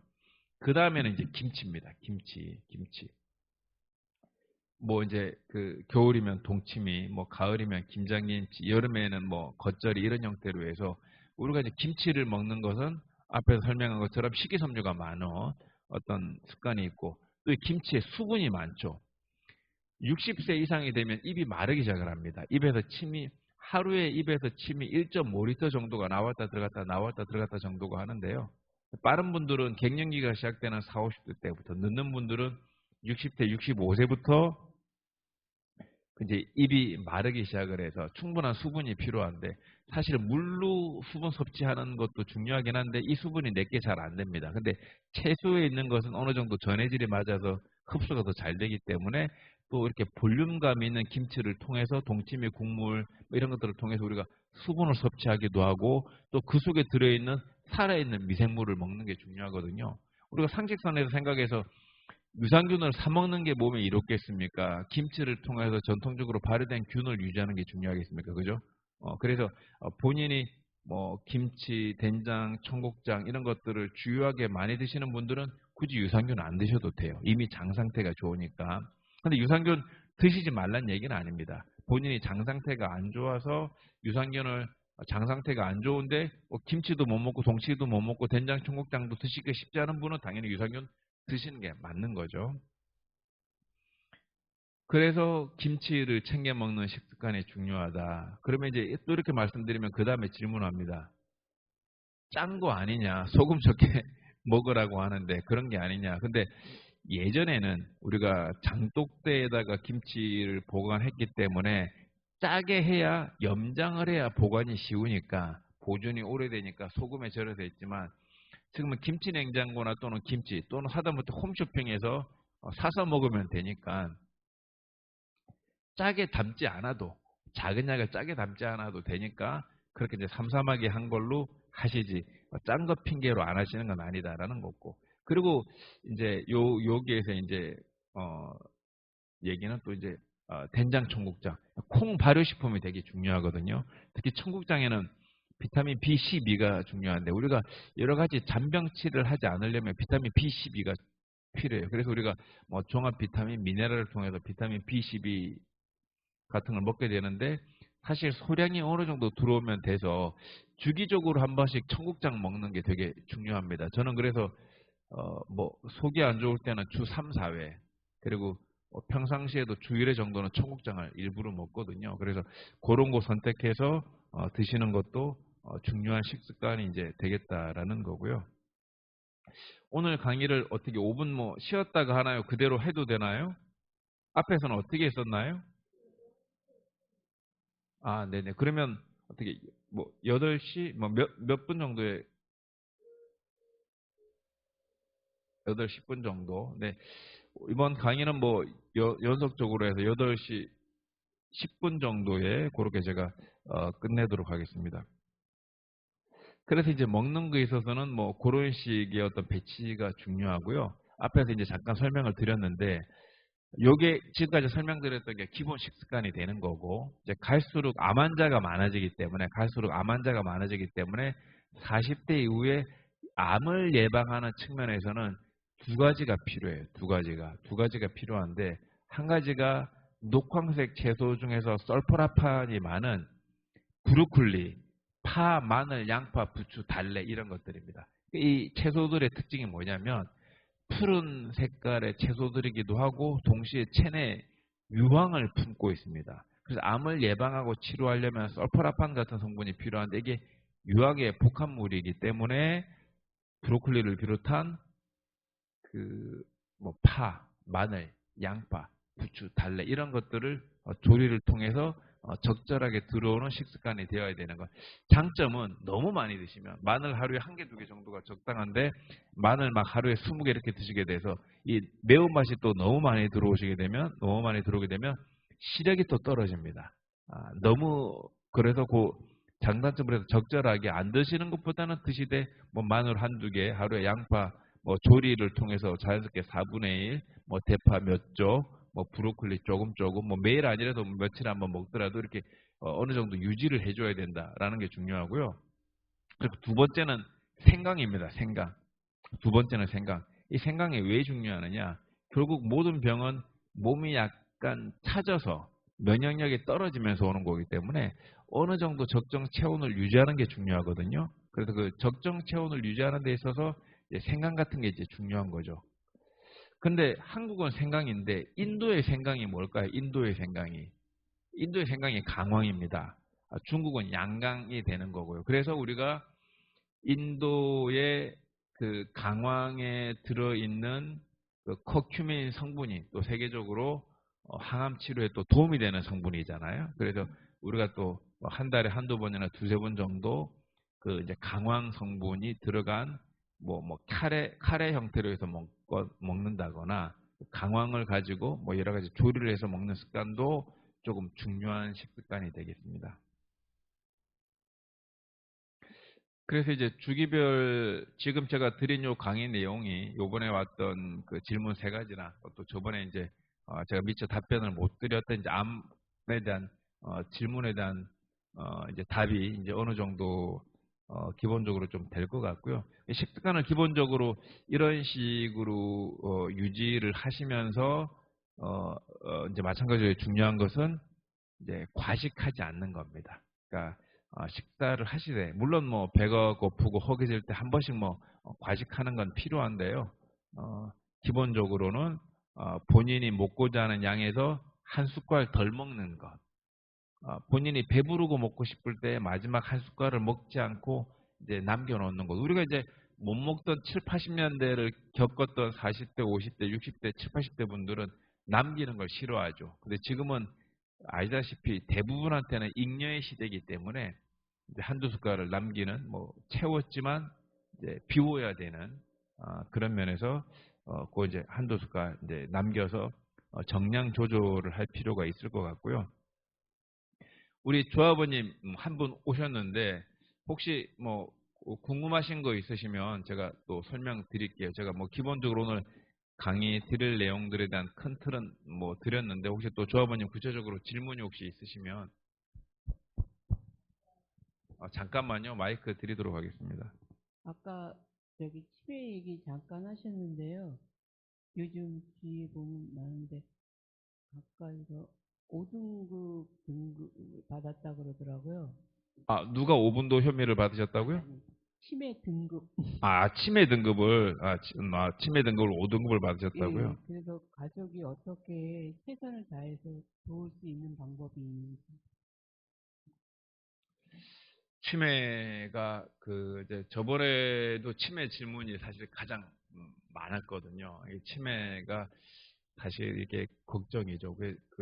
아까 설명드렸듯이 이제 65세 인구, 60세 인구의 한 10%, 9% 정도가 치매로 시작을 하니까 점점점 이제 많아지게 되죠. 점점점 많아지게 돼서 우리 흔히 이제 베타 아밀로이드라고 하는 일종의 이제 뇌에서 찌꺼기가 뇌에 쌓이게 되면서 오는 이제 알츠하이머 병. 이제 치매는 원래는 증상이에요, 증상. 병명이 아니고 알츠하이머 병과 또 이제 혈관이 하나씩 하나씩 이제 막혀가면서 일종의 그게 중풍인데 뇌경색인데 그 뇌경색이 모여서 이제 인지 기능이 떨어지게 되는 혈관성 이제 뇌경색인데 이제 뇌경색을 흔히 이제 혈관성 치매라고 하고 이제 알츠하이머 병을 이제 알츠하이머성 치매라고 이제 보편적으로 이제 얘기를 하는 건데 그게 이제 그 70대 20 알츠하이머 병 70 그리고 이제 20%가 이제 그 혈관성 치매 일종의 중풍 그리고 10% 내에서 뭐 우리가 흔히 노막난내라고 하는 정도의 뭐 루이소체 질병이라든지 이제 몇 가지가 이제 더 있게 되는 거죠. 김상현 이사장님 복귀하셨네요. 나갔다가 한 20분 정도 나갔다 들어오신 거 저한테 딱 걸렸고요. 나물 대신 샐러드를 먹는 건 어떤가요? 전혀 강의 듣지 않았네. 20분 나갔다가 들어오셔가지고 욕한 거 못 들으셨겠구나. 뭐 샐러드 드시는 뭐 나물도 좋고요. 샐러드도 좋은데 요거 질문 잠깐 드리면 우리가 채소를 숙식과 생식으로 동시에 드시는 게 중요합니다. 숙식과 생식이 뭐냐면 불에 익힌 음식과 불에 익히지 않은 음식이 적절하게 들어와서 불에 익히지 않은 음식을 통해서 살아있는 효소랑 기운이 들어와야 되는 것과 다만 식이섬유가 많아서 이런 생식이 소화가 잘 안 되거나 또는 여러 가지 나쁜 환경에 의해서 오염되어 있을 수 있거든요. 그래서 숙식은 살아있는 어떤 기운은 죽었지만 식이섬유가 부드러워져서 소화가 잘 되는 장점이 있고 동시에 여러 가지 나쁜 환경으로부터 끓이게 되면 날아가니까 감염의 위험으로부터 보호해주죠. 그래서 체력이 떨어지거나 소화가 안 되시는 분들은 숙식, 그러니까 나물 중심으로 드시는 게 맞는 거고 체력이 좋은 분들은 생식, 그러니까 샐러드 같은 살아있는 걸 드시는 식습관이 중요한 거죠. 그래서 젊을 때는 생식인 샐러드 위주로 가시는 습관이 있어도 좋고 나이가 들게 되면 약간 숙식, 익혀서 먹는 것, 뭐 이렇게 하시는 건데 두 가지를 이제 본인 선택에 따라서 좀 뭐 조정하실 수 있으면 좋을 것 같고요. 김성희 사장님이 대답을 듣고 계신지 도망가셨는지는 모르겠고 아무튼 치매를 마저 설명을 어쨌든 드리면 이제 사실 그 치매를 일으키는 주요 인자 중에 혈압약도 있습니다. 혈압약도 있는. 그래서 우리는 어쨌든 한약이든 양약이든 약의 장점도 많지만 약이라고 하는 것은 한편으로는 독이거든요. 그러니까 정작용이 있으면 어쨌든 역작용이 동시에 이제 존재를 하는 건데 미국 같은 경우에는 우리나라가 이제 그 20년 동안 예전에는 혈압 수축기가 160 이상일 때 혈압약을 투여했는데 20년 동안 혈압에 대한 가이드라인이 점점 강화되면서 지금 이제 140만 넘어도 이제 혈압약을 투여하는 쪽으로 가고 있는 건데 그러면서 고혈압 시장이 전 세계적으로 10배 이상 증가를 했습니다. 그 가이드라인은 미국 고혈압학회에서 결정을 이제 하는 건데 미국 내에서 내과 의사들 중에서 소수파는 고혈압약에 반대하시는 분들도 계세요. 미국 책임있는 의사 외에 PCRM에 내과에서 3,000명 정도는 혈압약에서 반대한다고 저번에 세미나에서 듣고 이렇게 했었는데 우리나라는 이제 미국 고혈압학회 주류인 혈압약을 투여하게 되면 무조건 먹는 쪽으로 가는 거죠. 물론 이제 교과서적으로는 혈압 진단을 받게 돼도 6개월 동안 식이습관과 뭐 운동을 통해서 뭐 바뀌는 걸 확인하고 어쩌고저쩌고 교과서적으로는 그렇게 하지만 한국 내에서는 그렇게 되지 않죠. 왜냐? 우리나라는 저수가 정책이거든요. 건강보험이 보편적 다수를 위한 행위이긴 하나 어떤 그 퀄리티, 질적 확보는 힘들어요. 그래서 의사 안의사 입장에서는 많은 환자를 짧게 보는 게 유리하지 한 환자를 오래 보는 게 불리한 행위거든요. 저처럼 생각 없는 사람이 한 환자를 1시간 정도 봅니다. 전혀 돈이 안 되거든요. 그러다 보니까 혈압이 생긴 환자분을 식이요법 하세요, 이런 식습관을 가지세요, 운동을 하세요라고 얘기할 수 있는 의사 한의사들이 별로 없어요. 그렇게 트레이닝 받은 사람이 별로 없어요. 왜냐하면 약을 처방하는 쪽으로 가 있고 그걸 환자도 그걸 원하고 의사도 그걸 원하니까 그렇게 이제 가다 보니까 교과서에 있지만 식이 어쩌고 운동 이런 거 없이 바로 이제 처방을 하게 되는 거죠. 그런 과정 속에서 20년 동안 혈압약 기장이 10배 이상 증가했고 동시에 치매가 10배 이상 늘어난 겁니다. 동시에. 그래서 쉽게 설명을 드리면 혈압이 오르면 혈압이 오르는 것 자체가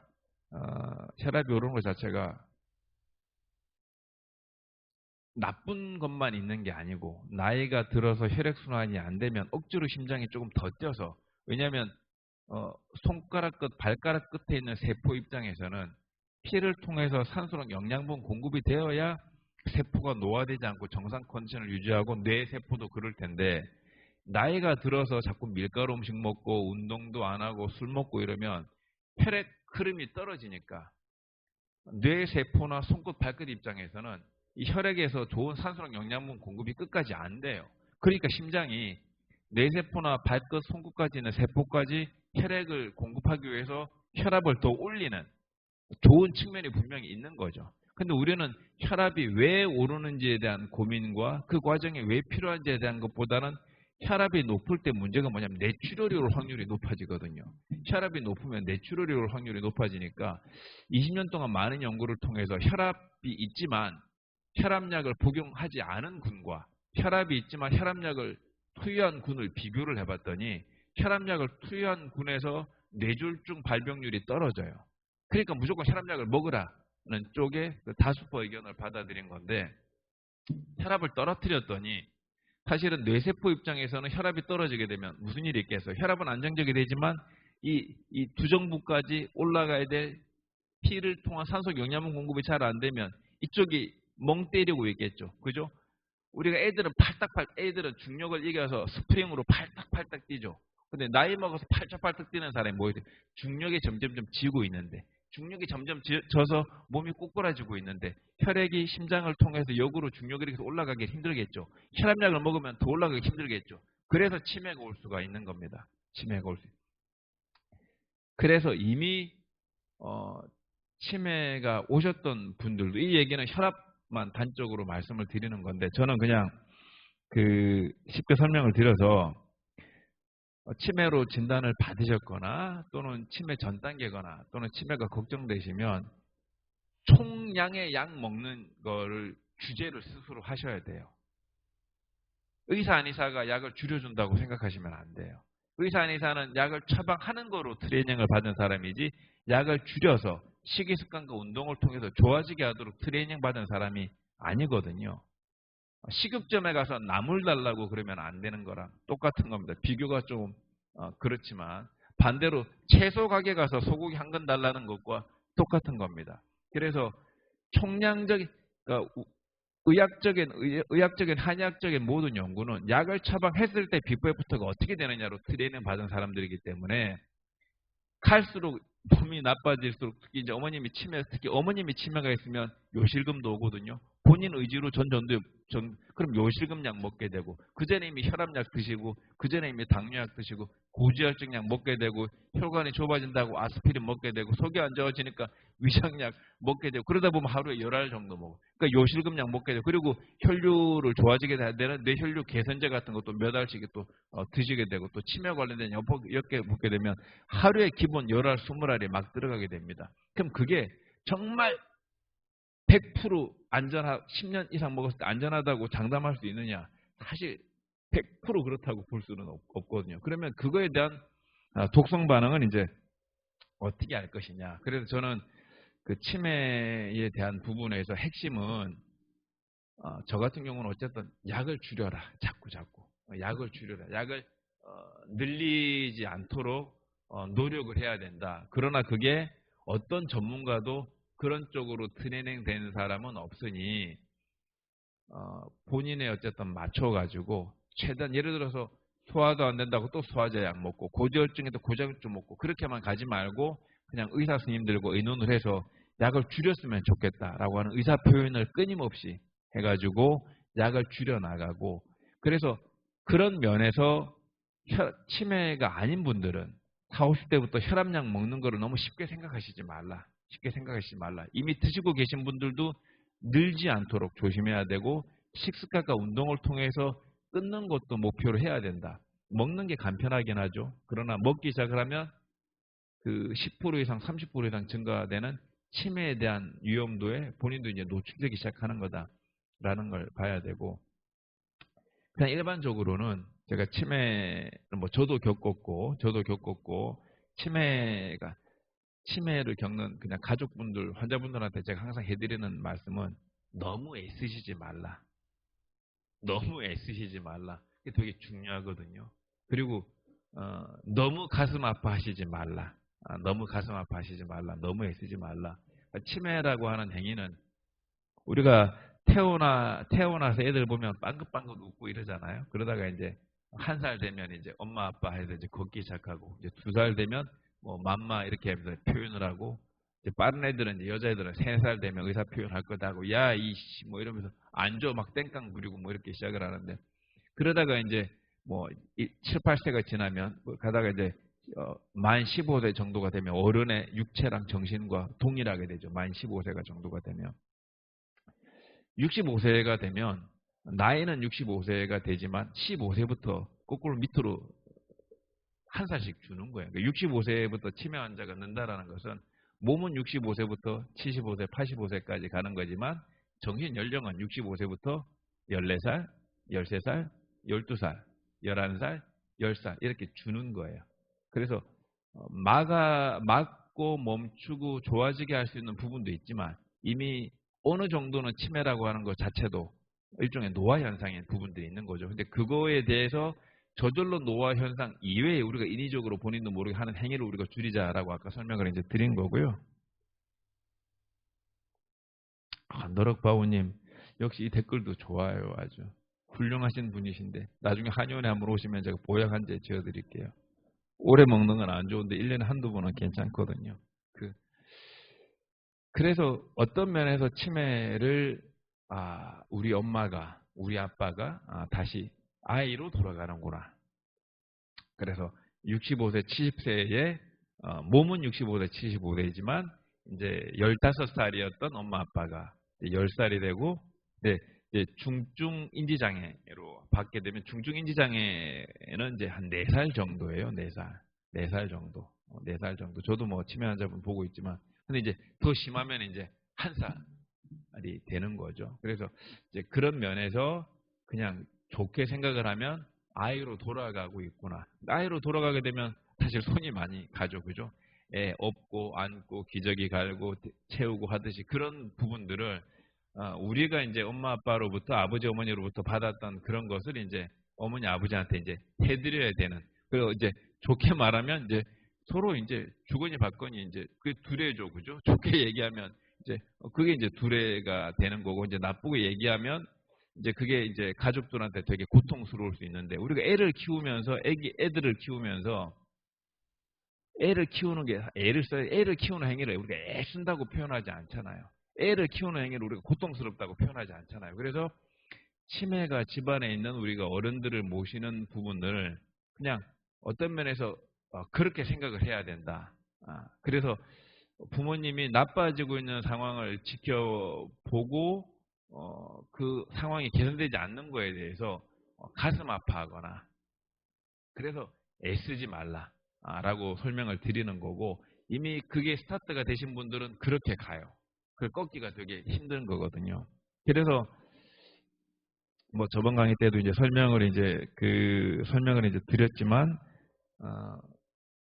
이제 미국에서는 이제 어시스티드 리빙이라고 하는 개념이 있는데 이제 뭐냐면 70년대에 그냥 치매가 걸렸으니까 그러니까 고혈압이 있으면 고혈압약, 당뇨가 있으면 당뇨약, 중성지방이 높으면 고지혈증약, 소화가 안 되면 소화제, 혈류 개선이 떨어지면 아스피린 이렇게 처방했다가 치매니까 인지 개선 좋아지는 약 뭐 이렇게 이제 처방을 막 해놓고 뭐 다른 건 안 하고 그냥 병원에 가둬놓고 환자가 인지가 떨어지니까 이제 심한 사람들은 심한 사람 묶어놓고 환자 가둬놓고 간병인 한 분이 뭐 6명 보고 8명 보고 뭐 돈을 많이 내면 한 분이 뭐 2명 보고 병원에 어떤 면에서 다 이렇게 모아놓고 가둬놓고 했더니 약이 점점점 늘죠. 뭐 당연히 약이 점점점 늘죠. 그런데 이제 실험을 했어요. 아 이게 뭐 그리고 이제 그 자식들 입장에서 가슴 아프죠. 엄마 아빠가 병원에 갇혀 있고 뭐 제정신도 아닌 것 같고 가슴이 아프고 뭐 이렇게 국가적으로도 그렇게 되면 국가 입장에서는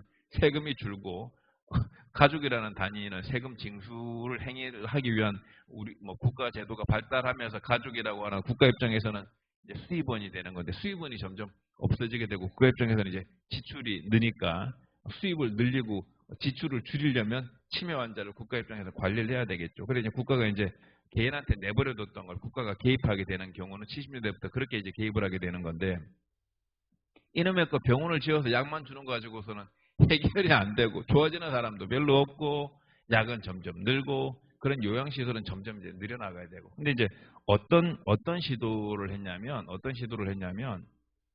그 근처 어린이집에 있는 애들이 놀러 오게 한 거예요. 그러니까 치매로 입원해 있는 어르신들이 많이 있는 그 병원에 막 애들이 4살짜리, 5살짜리들이 이제 병아리들이 이제 노란 모자 쓰고 막 와서 아 할머니 그러고 악수 한번 해주고 할아버지하고 악수 한번 해주고 그렇게 했더니 들어가는 약의 양이 줄기 시작을 하네. 할머니, 할아버지들이 정신 차리기 시작을 하는 거예요. 그리고 맨날 가둬놓고 그냥 TV만 보고 있는데 꽃꽂이를 시키고 그림을 그리게 했더니 약이 최소한 늘지는 않는 거예요. 약이 최소한 늘지 않는 거예요. 그리고 줄이는 경우도 생기는 거예요. 그러니까 약을 가지고 약을 줄이는 것은 어려웠지만 약이 아닌 걸 가지고 현상 유지하고 약을 줄이는 것까지는 되더라. 그래서 더 나아가서 이제 뭘 한 거냐면 아무리 인지 기능이 떨어져서 4살, 5살, 10살짜리, 3살짜리도 자기 집인지 아닌지는 알잖아요. 그러니까 그리고 자기가 갇혀 있다라는 것도 알잖아요. 이제 그 행위가 이제 자식들도 이제 가슴이 이제 아프게 되는 건데 그래서 이제 어떻게 한 거냐면 그런 요양시설을 집에서 멀리 막 서너 시간 떨어진데 이렇게 두지 않고 집 근처에 본인들이 살던 마을 근처에 하고 그런 병원 형태가 아니라 미국이니까 뭐 가정집 형태. 주로 이제 미국은 가정에서 이렇게 가정집 형태로 이렇게 있으니까 이제 그런 형태에서 이제 뭐 한 방에 뭐 이렇게 한 방에 뭐 8명, 6명, 뭐 4명 사실 그러면 4, 5살짜리들도 본인이 인격이 무너진다라고 하는 걸 느끼고 있으니까 그 뭐 어머님 아버님들 당연히 그렇겠죠. 대수변 못 가리는 상대편 있고 이러면 부끄럽고 그걸 통해서 이제 수치심을 느끼고 뭐 이러는 건데 그래서 그 치매가 있는 어머님 아버님한테 독립 공간인 집을 좀 작지만 단독으로 있을 수 있는 걸 주고 그런데 관리하는 입장에서는 불안해요. 왜냐하면 한 방에 8명 놓게 되면 동시에 딱 보면 사고 나는 걸 예방하고 관리 면에서는 그것도 좋거든. 근데 단독으로 놓게 되면 문을 따고 들어가야 되고 방마다 찾아봐야 되니까 번거롭지만 그걸 이제 한 거죠. 그리고 이제 집 근처에 있어서 본인이 다녔던 동네 근처에서 나와 산책하더라도 본인이 오래 살았던 근처 그렇게 했더니 훨씬 좋아지더라는 겁니다. 수치심을 느끼지 않으면서 생기는 마음의 편안함. 그리고 독립공간에 인간은 어쨌든 독립체이니까 독립공간에 있음에서 오는 어떤 그런 안도가 본인이 살았던 근처에서 있게 되면서 생기는 어떤 그런 또 어떤 편안함, 어떤 이런 것들이 인지장애가 떨어지는 것을 막아주고 되고 그래서 약이 최소한 늘지는 않더라. 그리고 주는 경우들이 생기더라. 이런 걸 통해서 우리가 약에만 의존할 게 아니라 나머지 이제 다양한 자극들이 이제 필요하다라는 걸 이제 알게 된 건데 이거는 실제로 뭐 개인이 어떻게 할 수 있는 부분들은 아니죠. 그래서 설명을 드리자면 뭐 앞 강의에서 설명드렸지만 이제 치매라고 하는 것은 그래서 지금 예전으로 따지면 그 동사무소 지금의 주민자치센터에서는 치매 그 안심 치매 지원센터가 지금 거의 전국적으로 다 있죠. 전국에 이제 시군구가 한 230개 되잖아요. 전국 17개 그 광역시 도랑 그리고 230여 개의 이제 시군구랑 또 각 단체 이제 5천여 개의 읍면 5,800개 정도가 읍면동이 있으니까 각 그거에 이제 있는 데가 있고 없는 데가 있지만 그래서 기본적으로는 치매 안심센터에 대해서 할 수 있는 우리가 무료로 지원받을 수 있는 부분들 그리고 국가에서 지원해 줄 수 있는 부분들을 최대한 좀 활용을 하시는 게 필요하다라고 이제 설명을 드리고 그래서 다시 이제 치매에 대한 걸 요약을 해드린다 그러면 어쨌든 자연스럽게 받아들이는 게 첫 번째 필요하다. 그냥 우리 부모님이 아기로 돌아가는구나 이렇게 받아들일 수 있는 게 필요하고 실제로도 그렇다. 그리고 두 번째는 약물 남용하지 마라. 내가 특히 여성분들 같은 경우는 아유 생리통에 있네. 그리고 당연히 타이레놀 개보린 이렇게 자연스럽게 먹는 것들 그런 부분들을 예를 들어서 식이요법 그리고 진통제 필요하면 한 번씩 먹어야 되지만 정말 생리 때문에 20, 30, 40대 고생을 하면은 한 3개월, 6개월 정도 가까운 한의원에서 한약 복용을 해서 자궁의 상태를 개선하면 좋아지는 경우들이 많이 있거든요. 그래서 짧게 그렇게 3개월, 6개월 정도 해가지고 생리통으로 진통제를 장기적으로 복용하는 걸 미리 막는다든지 혈압 당뇨를 40, 50대 진단을 받더라도 최대한 본인이 정신을 바짝 차리고 정신 안 차리고 약도 안 먹으면 안 되고 본인이 정신을 못 차리면 약 먹어야죠. 당뇨약, 혈압약 먹어서 합병증을 막아야 되는 거고 본인이 정신을 차릴 수 있으면 운동과 식이요법을 통해서 적절한 혈당 수치랑 적절한 혈압을 유지하려고 하는 행위가 중요한 거고 정신 못 차리면 약 먹어야 됩니다. 합병증 때문에. 이제 그렇게 해서 이제 관리를 조금 해나갈 필요가 어쨌든 있을 것 같고요. 그래서 두 번째는 어쨌든 약물에 대한 부분들을 치매에서 조심할 필요가 있을 것 같고 세 번째 아까 설명드렸듯이 국가가 하는 시스템 속에 치매 안심에 관련된 부분들이 보건소라든지 주민자치센터에 있으니까 최대한 활용을 할 수 있도록 하고 어쨌든 너무 애쓰시지 말라. 마지막으로 애쓰시지 말라. 애를 키우는 거랑 똑같기 때문에 애쓰고 고통스러워하시지 마시고 그냥 애기 다루듯이 해야 되고 어쨌든 그런 부분들에 대해서 어머니가 치매 걸리면 형제 간에도 다 싸워요. 다 싸워요. 왜냐하면 괴로워서 싸우는 거거든요. 괴롭다고 생각하시지 말라. 그렇게 설명을 드리고요. 오늘 어쨌든 강의를 요약을 하면 오늘 제가 이제 40, 50대부터 7, 8, 90세까지 건강해지기 위한 여러 가지 조건들, 특히 이제 40, 50대 때부터 우리가 몸 관리를 하자 이렇게 이제 설명을 드렸고요. 그 핵심은 첫 번째는 이 강의를 들으셨던 분이라면 박대호 실장님부터 해서 이제 금연하시고 두 번째 술은 꼭 끊지 않아도 된다. 간이 안 좋으신 분들은 끊어야 되지만 나머지 분들은 절주. 많이 드셨던 분들은 한두 잔. 몸이 차서 수족 냉증 있는 여성들도 가볍게 와인 한 잔, 막걸리 조금 정도는 나쁘지 않다. 세 번째는 좋은 식습관을 가지셔야 된다. 핵심은 현미밥 또는 현미잡곡밥, 백미를 줄이고 밀가루 음식을 끊는 상당히 줄이는 것부터 시작을 해야 되고 나물이라든지 다양한 채소들 이렇게 드시는 것들, 된장, 청국장, 김치 이런 것들을 통해서 유산균 제품이 아니라 그런 것들을 통해서 살아있는 미생물들을 먹을 수 있는 식습관. 그리고 네 번째는 운동. 땀을 살짝 흘리는 정도의 운동, 주 4, 5회 정도 꼭 매일 안 하셔도 된다. 그리고 다섯 번째는 정기적인 검진, 2년에 한 번 무료로 하는 거 40세 이상 꼭 하시고 또 본인 가족력과 본인 상태에 따라서 암 검진은 딱 포커스를 맞춰서 여성들은 안 하셨으면 유방검사 꼭 외과 같은 데서 이제 해보시면 좋고 그리고 이제 갑상선암 남녀 공유 하실 필요 있고 남자들이 40, 50대 때부터 소변 기능이 약하면 소변발이 약하다 이렇게 우스갯소리로만 생각하지 마시고 전립선 암에 대해서 검사를 해보신다든지 그렇게 몸 관리를 하시면 좋으실 것 같다라고 이제 설명을 드리고요. 아무튼 오늘 강의는 이렇게 또 이제 마무리를 하고 오늘 강의 듣기 위해서 접속하신 분들이 많게 20분 정도까지 접속을 해주시고 또 이게 강의실에는 오늘 21분까지 접속을 하셨다고 그러네요. 그리고 이제 또 오프라인에 또 우리 조합을 한 분 이렇게 오셔가지고 22번 모시고 또 강의를 또 이렇게 하게 돼서 저도 굉장히 유익한 시간이었고요. 또 다음에 또 좋은 기회가 있다면 좋은 기회를 통해서 또 다시 한번 강의를 드릴 수 있도록 하겠습니다. 거의 이제 1시간 40분 정도 강의가 있었는데요. 아무튼 청강해 주셔서 감사하고요. 이 강의 들으시는 모든 우리 한둘의 조합원님들이 건강해지시길 기원하면서 오늘 강의를 마치도록 하겠습니다. 감사합니다.